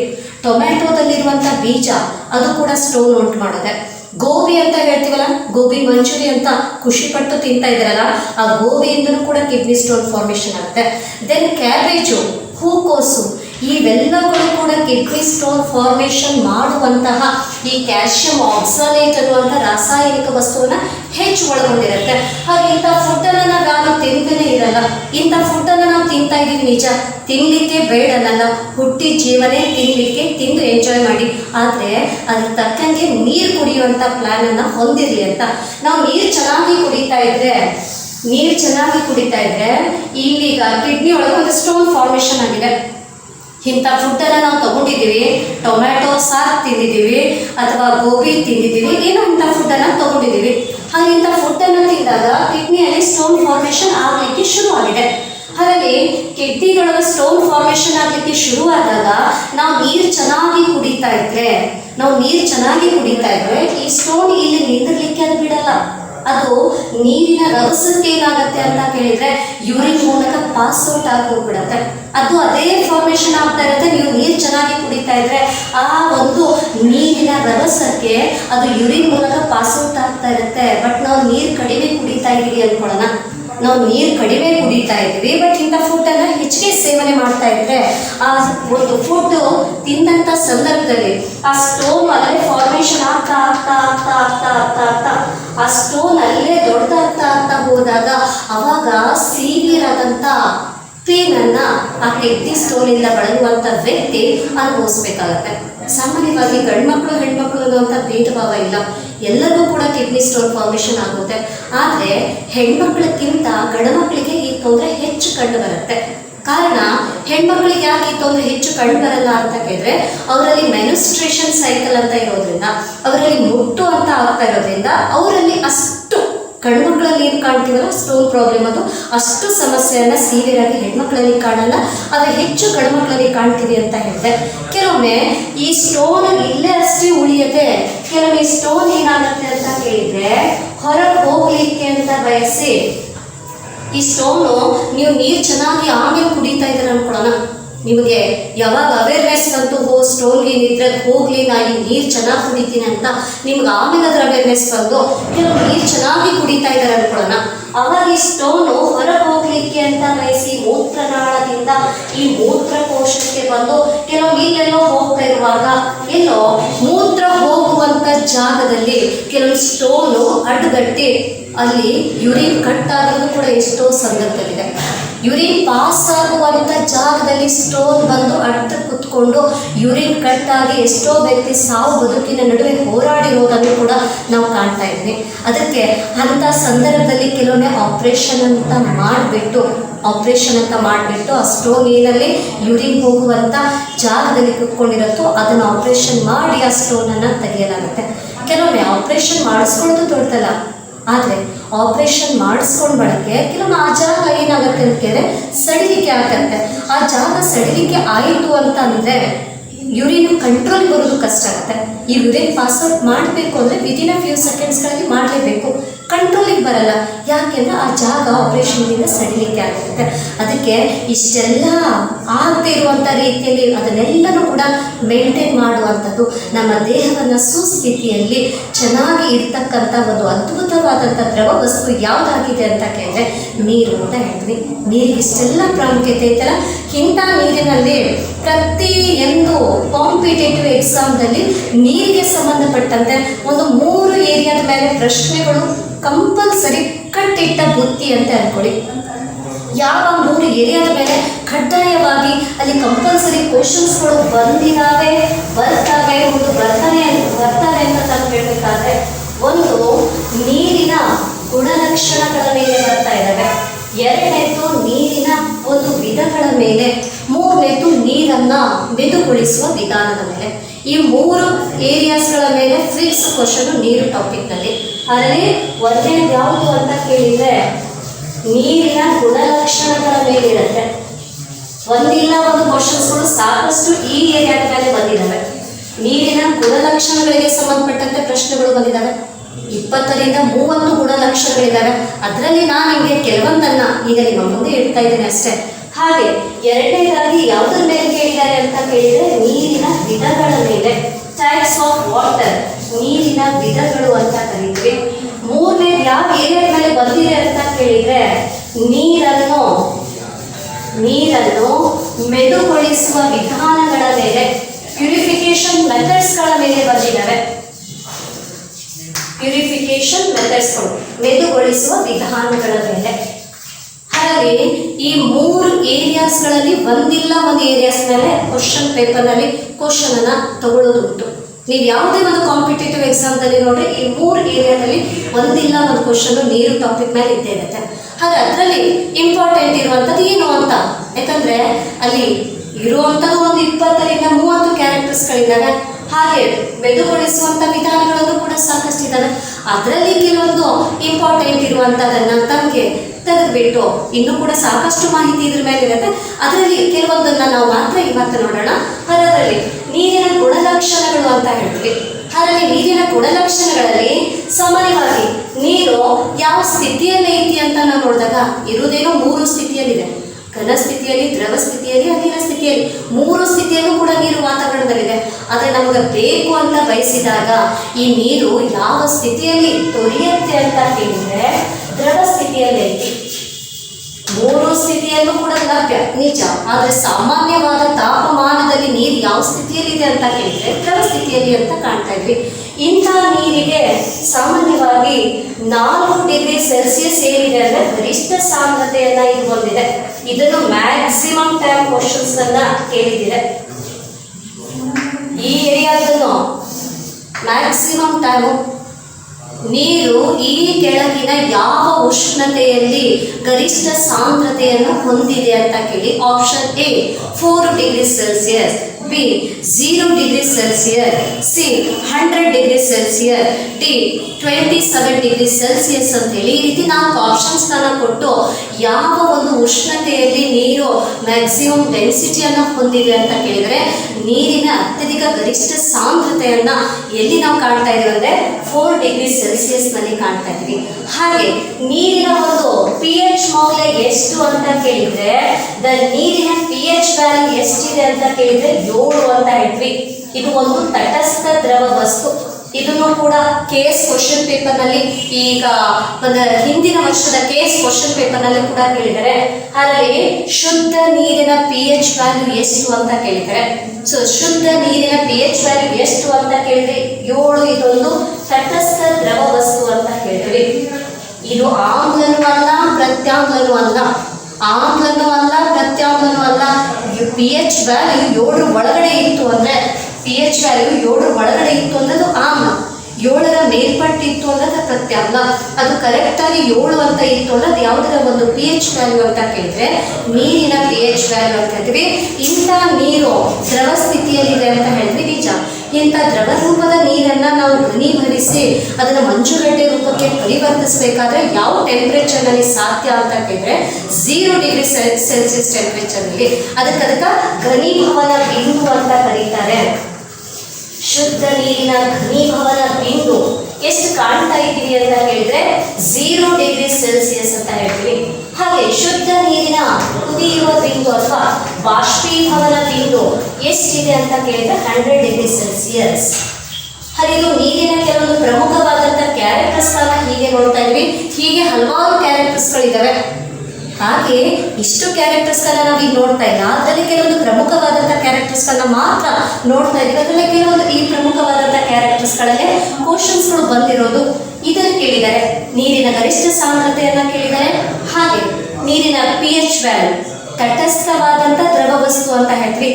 7ಕ್ಕಿಂತ ಹೆಚ್ಚು ಇಲ್ಲ, 7ಕ್ಕಿಂತ ಕಮ್ಮಿನೂ ಇಲ್ಲ. ಎಲ್ಲೋ ಅಕಸ್ಮಾತ್ ಆ ನೀರು ಗಡಸಾಗಿತ್ತಂದ್ರೆ pH ವ್ಯಾಲ್ಯೂದಲ್ಲಿ 7.3 to 7.5 ಏನಾಗುತ್ತೆ ಅಂತೀರ ವೇರಿಯೇಷನ್ ಆಗುತ್ತೆ. ಹಾಗೆ ಇದನ್ನ PDO ಕ್ವಶನ್ ಪೇಪರ್ನಲ್ಲಿ ಕೇಳಿದರೆ ಶುದ್ಧ ನೀರಿನ ಘನೀಭವನ ಬಿಂದು ಎಷ್ಟು ಅಂತ ಅಂದರೆ ನೀರು ಮಂಜುಗಡ್ಡೆ ಆಗಲಿಕ್ಕೆ ಯಾವ ಟೆಂಪ್ರೇಚರ್ ಬೇಕಾಗುತ್ತೋ ಅದಕ್ಕೆ ಘನೀಭವನ ಬಿಂದು, ಫ್ರೀಸಿಂಗ್ ಪಾಯಿಂಟ್ ಅಂತ ಹೇಳ್ತೀವಿ. ಅದು ಇದನ್ನು PDOದಲ್ಲಿ ಕೇಳಿರ್ತಕ್ಕಂಥ ಪ್ರಶ್ನೆ. ಹಾಗೆ ಬಾಷ್ಪೀಭವನ ಬಿಂದು ಇದನ್ನು D.Ed ಕ್ವಶನ್ ಪೇಪರ್ನಲ್ಲಿ ಕೇಳಿದರೆ D.Edದಲ್ಲಿ ಅದರಲ್ಲಿ ಶುದ್ಧ ನೀರಿನ ಬಾಷ್ಪೀಭವನ ಬಿಂದು ಅಥವಾ ಶುದ್ಧ ನೀರಿನ ಕುದಿಯುವ ಬಿಂದು ಎಷ್ಟು ಅಂತ ಕೇಳಿದರೆ ಶುದ್ಧ ನೀರಿನ ಕುದಿಯುವ ಬಿಂದು ಎಷ್ಟು ಅಂತ ಕೇಳಿದ್ರೆ 100 ಡಿಗ್ರಿ ಸೆಲ್ಸಿಯಸ್. ಇವನ್ ಸಮುದ್ರ ಮಟ್ಟದಲ್ಲೂ ಕೂಡ ನೀರಿನ ಕುದಿಯುವ ಬಿಂದು ಎಷ್ಟಿರುತ್ತೆ ಅಂತ ಕೇಳಿದ್ರೆ 100 ಡಿಗ್ರಿ ಸೆಲ್ಸಿಯಸ್ ಅಂತ ಹೇಳ್ತೀವಿ. ಹಾಗೆ ಈ ರೀತಿ ನೀರಿನ ಕೆಲವೊಂದು ಗುಣಲಕ್ಷಣಗಳನ್ನು ನೋಡ್ತೀವಿ. ಇನ್ನು ಹಲವಾರು ಗುಣಲಕ್ಷಣಗಳನ್ನು ಹಾಗೆ ಮುಂದಿನ ವಿಡಿಯೋಸ್ಗಳಲ್ಲಿ ನೋಡ್ತಾ ಸಾಗೋಣ. ಹಾಗೆ ನೆಕ್ಸ್ಟ್ 2ನೇದು ಏರಿಯಾ ಯಾವುದು ಅಂತ ಕೇಳಿದ್ರೆ ನೀರಿನ ವಿಧಗಳು ಅಂತ ಕರೀತಾ ಇದ್ವಿ, ಟೈಪ್ಸ್ ಆಫ್ ವಾಟರ್. ಹಾಗಾಗಿ ನೀರಿನ ವಿಧಗಳ ಕುರಿತಾಗಿ ನೋಡಬೇಕಾದ್ರೆ ಮುಖ್ಯವಾಗಿ ನೀರನ್ನ 2 ವಿಧಗಳನ್ನಾಗಿ ವಿಂಗಡಣೆ ಮಾಡಿದ್ವಿ. ನೀರನ್ನ ಮುಖ್ಯವಾಗಿ 2 ಪ್ರಕಾರದ ವಿಧಗಳನ್ನಾಗಿ ವಿಂಗಡಿಸಿದ್ವಿ. ಯಾವ 2 ಪ್ರಕಾರದ ವಿಧಗಳು ಅಂತ ತಾವು ಹೇಳ್ಬೇಕಾದ್ರೆ ಒಂದನೇದು ಯಾವುದು ಅಂತ ಕೇಳಿದ್ರೆ ಮೆದು ನೀರು ಅಂತ ಕರೀತಾ ಇದ್ವಿ. ಒಂದನೇದು ಯಾವುದು ಅಂತ ಕೇಳಿದ್ರೆ ಮೆದು ನೀರು. 2ನೇದು ಯಾವುದು ಅಂತ ಕೇಳಿದ್ರೆ ಗಡಸು ನೀರು, ಹಾರ್ಡ್ ವಾಟರ್ ಅಂತ ಹೇಳ್ತೀವಿ. ನೀರನ್ನ ಈ ರೀತಿ 2 ಪ್ರಕಾರಗಳನ್ನಾಗಿ ವಿಂಗಡಣೆ ಮಾಡಿದ್ವಿ. ಒಂದು ಮೆದು ನೀರು, ಇನ್ನೊಂದು ಗಡಸು ನೀರು. One is the soft water and one is the hard water ಅಂತ. ಹಾಗೆ ಮೆದು ನೀರು ಅಂತ ನಾವು ಯಾವುದು ಕರಿಬೇಕು ಅಂತ ಕೇಳಿದ್ರೆ ಯಾವ ನೀರು ಸಾಬೂನಿನ ಜೊತೆಗೆ ವರ್ತಿಸಿದಾಗ, ಸಾಬೂನಿನ ಜೊತೆಗೆ ಕೂಡಿಕೊಂಡಾಗ ಯಾವ ನೀರು ನೊರೆಯನ್ನು ಚೆನ್ನಾಗಿ ಉಂಟು ಮಾಡುತ್ತೋ ಆ ನೀರನ್ನು ನಾವೇನಂತ ಕರೀತಾ ಇದ್ದೀವಿ ಅಂತ ಕೇಳಿದ್ರೆ ಮೆದು ನೀರು ಅಂತ ಕರಿತೀವಿ. ಅಂದರೆ ಚೆನ್ನಾಗಿ ನೊರೆಯನ್ನು ಉಂಟು ಮಾಡುವಂಥ ನೀರನ್ನು ಮೆದು ನೀರು ಅಂತ ಕರಿತೀವಿ. ಇಂಥ ಮೆದು ನೀರಿಗೆ ಉದಾಹರಣೆ ಯಾವುದು ಅಂತ ಕೊಡಬೇಕು ಅಂತ ಕೇಳಿದರೆ ಮಳೆ ನೀರು ಇದು ದ ಬೆಸ್ಟ್ ಎಕ್ಸಾಂಪಲು. ಮೆದು ನೀರಿಗೆ ಉದಾಹರಣೆ ಯಾವುದು ಅಂತ ಕೇಳಿದರೆ ಮಳೆ ನೀರು. ಇವನ್ ಬಟ್ಟೆ ಇಳಿಸಿದ ನೀರು ಕೂಡ ಇದಕ್ಕೆ ಉದಾಹರಣೆ ಆಗುತ್ತೆ. ಡಿಸ್ಟಿಲ್ಡ್ ವಾಟರ್ ಅಂತ ಹೇಳ್ತೀವಿ. ಬಟ್ಟೆ ಇಳಿಸಿದ ನೀರು ಕೂಡ ಇದಕ್ಕೆ ಮೆದು ನೀರಿಗೆ ಉದಾಹರಣೆ ಅಂತ ಕರಿತೀವಿ. ಹಾಗಾದರೆ ಮಳೆ ನೀರು, ಬಟ್ಟೆ ಇಳಿಸಿದ ನೀರು ಇದು ಯಾವುದಕ್ಕೆ ಉದಾಹರಣೆ ಅಂತ ಕೇಳಿದ್ರೆ ಮೆದು ನೀರಿಗೆ ಉದಾಹರಣೆಯಾಗಿದೆ ಸ್ನೇಹಿತರೆ. ಹಾಗಂತ ಮೆದು ನೀರಿನಲ್ಲಿ ಲವಣಾಂಶಗಳು ಇರೋದಿಲ್ಲ ಅನ್ನೋ ಕಾರಣಕ್ಕಾಗಿ ಇಂಥ ಮೆದು ನೀರು ಏನಾಗಿದೆ ಅಂತ ಕೇಳಿದ್ರೆ ಮೆದು ನೀರು ಅವಾಹಕತೆಯನ್ನು ಹೊಂದಿದೆ. ಮೆದು ನೀರು ಅವಾಹಕತೆಯನ್ನು, it is the bad conductor in heat and electricity. ಯಾಕೆಂದ್ರೆ ಲವಣಾಂಶಗಳು ಇಲ್ಲ. ಲವಣಾಂಶಗಳು ಇರದೇ ಇರೋದಕ್ಕೆ ಈ ನೀರೇನಾಗಿದೆ ಅಂತ ಕೇಳಿದ್ರೆ ಅವಾಹಕತೆಯನ್ನು ಹೊಂದಿದೆ. ಹಾಗೆ ಇಂಥ ಮೆದು ನೀರಿನಲ್ಲಿ ಒಂದು ಲೋಹದ ಲವಣವನ್ನು ಕಾಣ್ತಾ ಇದ್ವಿ. ಯಾವ ಲೋಹದ ಲವಣವನ್ನು ಕಾಣ್ತೀವಿ ಅಂತ ಕೇಳಿದ್ರೆ ಸೋಡಿಯಂ ಅನ್ನುವಂಥ ಲೋಹದ ಲವಣವನ್ನು ಕಾಣ್ತಾ ಇದ್ವಿ. ಅದರಲ್ಲಿ ಇದು ಮೆದು ನೀರಿಗೆ ಸಂಬಂಧಪಟ್ಟಿದ್ದಾರೆ. ಈಗ ಗಡಸು ನೀರು ಅಂತ ಎರಡನೇ ಪ್ರಕಾರ, ಎಕ್ಸಾಕ್ಟ್ಲಿ ಅದರ ತದ್ವಿರುದ್ಧವಾದಂಥ ಹೇಳಿಕೆ. ಯಾವ ನೀರು ಸಾಬೂನಿನೊಂದಿಗೆ ಕೂಡಿಕೊಂಡಾಗ ಬುರುಗವನ್ನು ಕೊಡೋದಿಲ್ವೋ ಇದು ಕೊಡುತ್ತೆ ನೊರೆಯನ್ನು, ಇದು ಕೊಡೋದಿಲ್ಲ. ಯಾವ ನೀರು ಸಾಬೂನಿನ ಜೊತೆಗೆ ವರ್ತಿಸಿದಾಗ ನೊರೆಯನ್ನು ಕೊಡೋದಿಲ್ವೋ ಆ ನೀರನ್ನು ನಾವೇನಂತ ಕರೀತಾ ಇದ್ದೀವಿ ಅಂತ ಕೇಳಿದ್ರೆ ಗಡಸು ನೀರು ಅಂತ ಕರೀತಾ ಇದ್ವಿ. ಹಾಗೆ ಇಂಥ ಗಡಸು ನೀರಿಗೆ ಉದಾಹರಣೆ ಅಂತ ನಾನು ನಿಮ್ಗೆ ಕೊಡಬೇಕಾದ್ರೆ ಯಾವುದು ಅಂತ ಹೇಳಿದ್ರೆ ಗಡಸು ನೀರಿಗೆ ಉದಾಹರಣೆ ಬೋರ್ವೆಲ್ ನೀರು. ಗಡಸು ನೀರಿಗೆ ಉದಾಹರಣೆ ಬೋರ್ವೆಲ್ ನೀರು. ಹಾಗೆ ಯಾವುದು ಅಂತ ಕೇಳಿದ್ರೆ ಗಡಸು ನೀರಿಗೆ ಇವನ್ ಸಮುದ್ರದ ನೀರು. ಲವಣಾಂಶಗಳನ್ನು ಹೊಂದಿರತ್ತಲ್ಲ, ಆ ಲವಣಾಂಶಗಳನ್ನು ಹೊಂದಿರುವಂಥ ನೀರು ಯಾವುದಕ್ಕೆ ಉದಾಹರಣೆ ಆಗ್ತದೆ ಅಂದರೆ ಗಡಸು ನೀರಿಗೆ ಉದಾಹರಣೆ ಆಗುತ್ತೆ. ಇಂಥ ಗಡಸು ನೀರಿನಲ್ಲಿ ಯಾವ ಲವಣಾಂಶಗಳು ಇದ್ದಾವೆ ಅಂತ ಕೇಳಿದರೆ ಕ್ಯಾಲ್ಶಿಯಂ ಮತ್ತು ಮ್ಯಾಗ್ನೀಷಿಯಂ ಅನ್ನುವಂಥ ಲವಣಾಂಶಗಳು ಇದ್ದಾವೆ. ಹಾಗಾಗಿ ಇವುಗಳಲ್ಲಿ ಲವಣಾಂಶಗಳು ಇರೋದ್ರಿಂದ ಈ ಗಡಸು ನೀರು ಯಾವುದಕ್ಕೆ ಒಂದು ಗುಣವನ್ನು ಹೊಂದಿದೆ ಅಂತ ಕೇಳಿದರೆ ಇದು ವಾಹಕತೆಯನ್ನು ಹೊಂದಿದೆ. ಇದು ವಾಹಕತೆಯನ್ನು, ಇದು ಉಷ್ಣವಾಹಕನೂ ಹೌದು, ವಿದ್ಯುತ್ ವಾಹಕನೂ ಹೌದು. ಯಾವುದು ಅಂದರೆ ಗಡಸು ನೀರು. ಯಾಕೆ ಅಂದರೆ ಲವಣಾಂಶಗಳು ಹೆಚ್ಚಿರೋದನ್ನು ಕಾಣ್ತಾ ಇದ್ದೀವಿ. ಹಾಗೆ ಇದು ನೀರಿನ ಪ್ರಮುಖವಾಗಿರುವಂಥ ಎರಡು ವಿಧಗಳಾದರೆ ಇಂಥ ಒಂದು ಗಡಸು ನೀರನ್ನೇ ಮತ್ತೆ ಎರಡು ಪ್ರಕಾರಗಳನ್ನಾಗಿ ವಿಂಗಡಣೆ ಮಾಡ್ತಾ ಇದ್ವಿ. ಹಾಗೆ ಗಡಸು ನೀರನ್ನೇ ಮತ್ತೆ ಎರಡು ಪ್ರಕಾರಗಳನ್ನಾಗಿ ವಿಂಗಡಣೆ ಮಾಡ್ತಾ ಇದ್ದೀವಿ ಅಂದರೆ ಆ ಎರಡು ಪ್ರಕಾರಗಳಿಗೂ ಹೋಗೋಕ್ಕಿಂತ ಪೂರ್ವದಲ್ಲಿ ಈ ಏರಿಯಾದ ಮೇಲೆ ಪ್ರಶ್ನೆಗಳನ್ನು ಹೇಗೆ ಕೇಳಿದ್ದಾರೆ ಅಂತ ತಾನು ಹೇಳಬೇಕಾದ್ರೆ ಆ ವಿಧಾನಗಳಿಗೆ, ಇದರ ವಿಧಗಳಿಗೆ ಹೋಗೋಕ್ಕಿಂತ ಪೂರ್ವದಲ್ಲಿ ಈ ಏರಿಯಾದ ಮೇಲೆ ಕೇಳಿರುವಂಥ ಪ್ರಶ್ನೆಯನ್ನು ತಮ್ಮ ಮುಂದೆ ಇಡ್ತಾ ಇದ್ವಿ.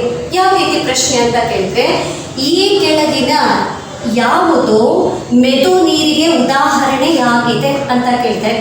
ಈ ಕೆಳಗಿನ ಯಾವುದು ಮೆದು ನೀರಿಗೆ ಉದಾಹರಣೆಯಾಗಿದೆ ಅಂತ ಎಸ್ಡಿಎ ಪ್ರಶ್ನೆ ಪತ್ರಿಕೆಯಲ್ಲಿ ಕೇಳಿದರೆ ಆಪ್ಷನ್ ಎ ಮಳೆ ನೀರು, ಆಪ್ಷನ್ ಬಿ ಸಮುದ್ರದ ನೀರು, ಆಪ್ಷನ್ ಸಿ ಬಾವಿ ನೀರು.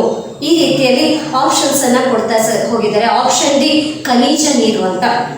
ಮಳೆ ನೀರು, ಸಮುದ್ರದ ನೀರು, ಬಾವಿ ನೀರು, ಖನಿಜ ನೀರು, ಈ ಕೆಳಗಿನವುಗಳಲ್ಲಿ ಯಾವುದು ಮೆದು ನೀರಿಗೆ ಉದಾಹರಣೆಯಾಗಿದೆ ಅಂತ ಕೇಳಿದರೆ ಅದು ಯಾವುದು ಅಂತ ಉತ್ತರ ಅಂತ ಕೇಳಿದ್ರೆ ಎಸ್ ಮಳೆ ನೀರು. ಇದನ್ನ ಯಾವುದ್ರೊಳಗೆ ಕೇಳಿದ್ದಾರೆ ಅಂದರೆ ಎಸ್ಡಿಎದಲ್ಲಿ ಕೇಳಿದ್ದಾರೆ. ಹಾಗೆ ಎಫ್ಡಿಎ ಕ್ವಶನ್ ಪೇಪರ್ನಲ್ಲಿ ಏನು ಕೇಳಿದ್ದಾರೆ ಅಂದರೆ ಮಳೆ ನೀರಿನಲ್ಲಿ ಕಾಣುವಂಥ ಒಂದು ಲೋಹದ ಲವಣ ಯಾವುದು ಅಂತ ಕೇಳಿದ್ದಾರೆ. ಓಕೆ, ಎಫ್ಡಿಎ ಕ್ವಶನ್ ಪೇಪರ್ನಲ್ಲಿ ಏನು ಕೇಳಿದ್ದಾರೆ ಅಂತಂದರೆ ಮಳೆ ನೀರಿನಲ್ಲಿ ಇರುವಂತಹ ಲೋಹದ ಲವಣ ಯಾವುದು ಅಂತ ಕೇಳಿದರೆ ಅವರು ಮೆದು ನೀರು ಅಂತ ಪದ ಹಾಕೋ ಬದಲಿ ಮೆದು ನೀರಿಗೆ ಎಕ್ಸಾಂಪಲ್ ಯಾವುದಾದ್ರೆ ಮಳೆ ನೀರು. ಅದು ಕ್ವಶನ್ ಕೇಳಿರೋದೇನು ಅಂದರೆ ಮಳೆ ನೀರಿನಲ್ಲಿ ಕಾಣುವಂಥ ಲೋಹದ ಧಾತು ಯಾವುದು ಅಂತೇಳಿ option A sodium, option B potassium, option C calcium, option D magnesium. ಹಾಗಾದಲ್ಲಿ ಯಾವ ಧಾತುವನ್ನು ನಾವು ಮಳೆ ನೀರಿನಲ್ಲಿ ಕಾಣ್ತಾ ಇದ್ದೀವಿ ಅಂತ ಕೇಳಿದರೆ ಸೋಡಿಯಮನ್ನು ಕಾಣ್ತಾ ಇದ್ವಿ. ಹಾಗೆ ಇದನ್ನು ಎಫ್ಡಿಎ ಕ್ವಶನ್ ಪೇಪರ್ನಲ್ಲಿ ಕೇಳಿದರೆ, ಇದನ್ನು ಎಸ್ಡಿಎದಲ್ಲಿ ಕೇಳಿದರೆ, ಇದನ್ನು ಎಫ್ಡಿಎ ಕ್ವಶನ್ ಪೇಪರ್ನಲ್ಲಿ ಕೇಳಿದರೆ. ಹಾಗೆ PC ಕ್ವಶನ್ ಪೇಪರ್ನಲ್ಲಿ ಏನು ಕೇಳಿದ್ದಾರೆ ಅಂತ ಕೇಳಿದರೆ ಈ ಕೆಳಗಿನ ಯಾವ ನೀರು ವಿದ್ಯುತ್ ವಾಹಕತೆಯನ್ನು ಹೊಂದಿಲ್ಲ.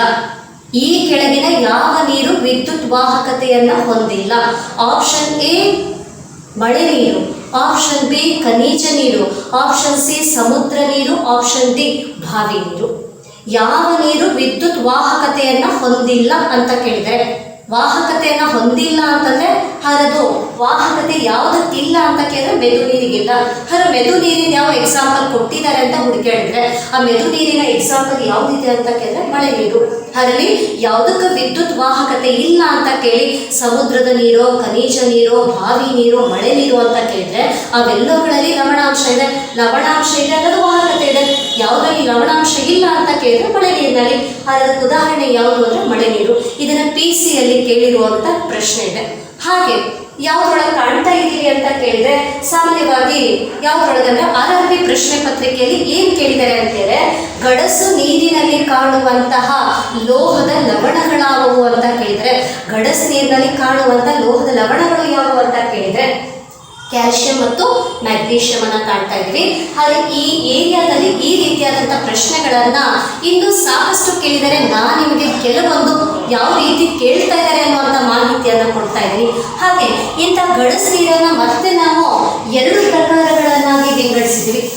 ಗಡಸು ನೀರನ್ನೇ ಮತ್ತೆ 2 ಪ್ರಕಾರಗಳನ್ನಾಗಿ ವಿಂಗಡಿಸಿದ್ದೀವಿ. ಯಾವುಗಳು ಆ 2 ಪ್ರಕಾರಗಳು ಅಂತ ನೋಡೋಣ.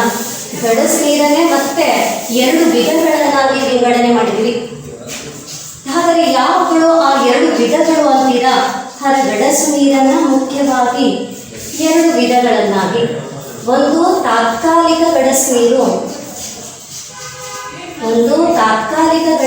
ಅಂತ, ಇನ್ನೊಂದು ಎಂಥ ನೀರು ಅಂತ ಕೇಳಿದರೆ ಶಾಶ್ವತ ಗಡಸು ನೀರು ಅಂತ. ಶಾಶ್ವತ ಗಡಸು ನೀರು, ತಾತ್ಕಾಲಿಕ ಗಡಸು ನೀರು ಮತ್ತು ಶಾಶ್ವತ ಗಡಸು ನೀರು ಅಂತ ಹೇಳ್ತಾ ಇದ್ವಿ. ಹಾಗೆ ತಾತ್ಕಾಲಿಕ ಗಡಸು ನೀರು ಅಂತ ಏನು ಹೇಳ್ತೀವಲ್ಲ, ಇದರಲ್ಲಿ ಯಾವುಗಳು ಕರಗಿದ್ರೆ ಇದು ತಾತ್ಕಾಲಿಕ ಅಂತ ಅನಿಸ್ಕೊಳ್ಳುತ್ತೆ ಅಂತ ಹೇಳಿದ್ರೆ ಕ್ಯಾಲ್ಸಿಯಂ ಅಥವಾ ಮ್ಯಾಗ್ನೀಷಿಯಂನ ಯಾವುಗಳು ಕರಗಿರಬೇಕು ಅಂತ ಕೇಳಿದರೆ ಬೈಕಾರ್ಬೋನೇಟ್ಗಳು ಕರಗಿರಬೇಕು. ಕ್ಯಾಲ್ಸಿಯಂ ಅಥವಾ ಮ್ಯಾಗ್ನೀಷಿಯಂನ ಬೈಕಾರ್ಬೋನೇಟ್ಗಳು ಏನಾದರೂ ನೀರಿನಲ್ಲಿ ಕರಗಿದ್ರೆ, ಕ್ಯಾಲ್ಸಿಯಂ ಅಥವಾ ಮ್ಯಾಗ್ನೀಷಿಯಂನ ಬೈಕಾರ್ಬೋನೇಟ್ಗಳು ನೀರಿನಲ್ಲಿ ಕರಗಿತ್ತು ಅಂದ್ರೆ ಆಬ್ವಿಯಸ್ಲಿ ಅದನ್ನೇನಂತ ಕರಿಬೇಕು ಅಂದರೆ ತಾತ್ಕಾಲಿಕ ಗಡಸು ನೀರು ಅಂತ. ಅದನ್ನೇ ನಾನು ಈಗ ಸಂಕೇತದ ಮೂಲಕನೂ ಕೂಡ ತಮಗೆ ಹಾಕಿ ತೋರಿಸ್ತಾ ಇದ್ದೀನಿ. ಇದಕ್ಕೆ ಕ್ಯಾಲ್ಸಿಯಂ ಬೈಕಾರ್ಬೋನೇಟ್ ಅಂತ ಸಂಕೇತದ ರೂಪದಲ್ಲಿ ಹಾಕ್ತೀವಿ. ಹಾಗೆ ಮ್ಯಾಗ್ನೀಷಿಯಂ ಬೈಕಾರ್ಬೋನೇಟ್ ಅಂತ ಇದನ್ನು ಹಾಕ್ತಾ ಇದ್ವಿ. ಮ್ಯಾಗ್ನೀಷಿಯಂ ಬೈಕಾರ್ಬೋನೇಟ್, ಇದು ಕ್ಯಾಲ್ಸಿಯಂ ಬೈಕಾರ್ಬೋನೇಟ್, ಇದು ಮ್ಯಾಗ್ನೀಷಿಯಂ ಬೈಕಾರ್ಬೋನೇಟ್. 2 ಇರಬೇಕು ಅಂತಿಲ್ಲ, 2ರಲ್ಲಿ ಯಾವುದಾದ್ರೂ ಒಂದು ನೀರಿನಲ್ಲಿ ಅಕಸ್ಮಾತ್ ಅದು ಕರಗಿತ್ತು ಅಂದರೆ ಅಂಥ ನೀರನ್ನು ನಾವೇನಂತ ಕರೀತಾ ಇದ್ದೀವಿ ಅಂತ ಕೇಳಿದ್ರೆ ತಾತ್ಕಾಲಿಕ ಗಡಸು ನೀರು ಅಂತ ಕರೀತಾ ಇದ್ವಿ.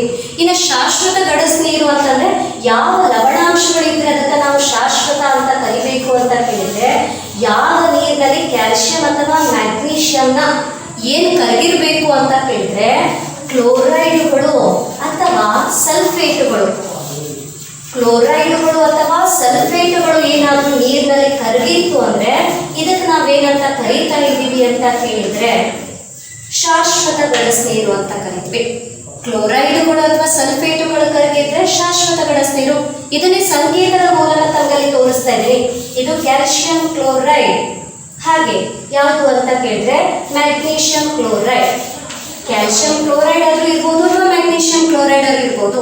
ಹಾಗೆ ಕ್ಯಾಲ್ಸಿಯಂ ಸಲ್ಫೇಟ್ ಆದರೂ ಇರ್ಬೋದು ಅಥವಾ ಮ್ಯಾಗ್ನೀಷಿಯಂ ಸಲ್ಫೇಟ್ ಆದರೂ ಇರ್ಬೋದು.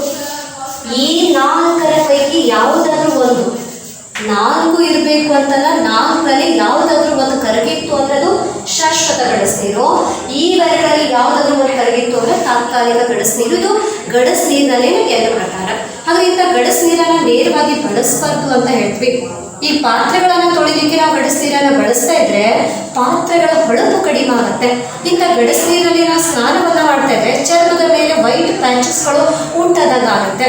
ಹಾಗೆ ನಾವು ಆಹಾರವನ್ನು ಅಡುಗೆ ಮಾಡ್ತಾ ಇರುವಾಗ ಗಡಸು ನೀರನ್ನು ಬಳಸ್ತಾ ಇದ್ರೆ ಬೇಳೆಕಾಳುಗಳಾಗಲಿ ಕೆಲವೊಂದು ಆಹಾರ ಪದಾರ್ಥಗಳು ಸರಿಯಾದ ರೀತಿಯಲ್ಲಿ ಬೇಯಲಿಕ್ಕೆ ಆಗಲ್ಲ. ಇವನ್ನ ಬಾಯ್ಲರ್ಗಳಲ್ಲೂ ಕೂಡ ಬಳಸಬಾರ್ದು ನೇರವಾಗಿ ಅಂತಂದರೆ.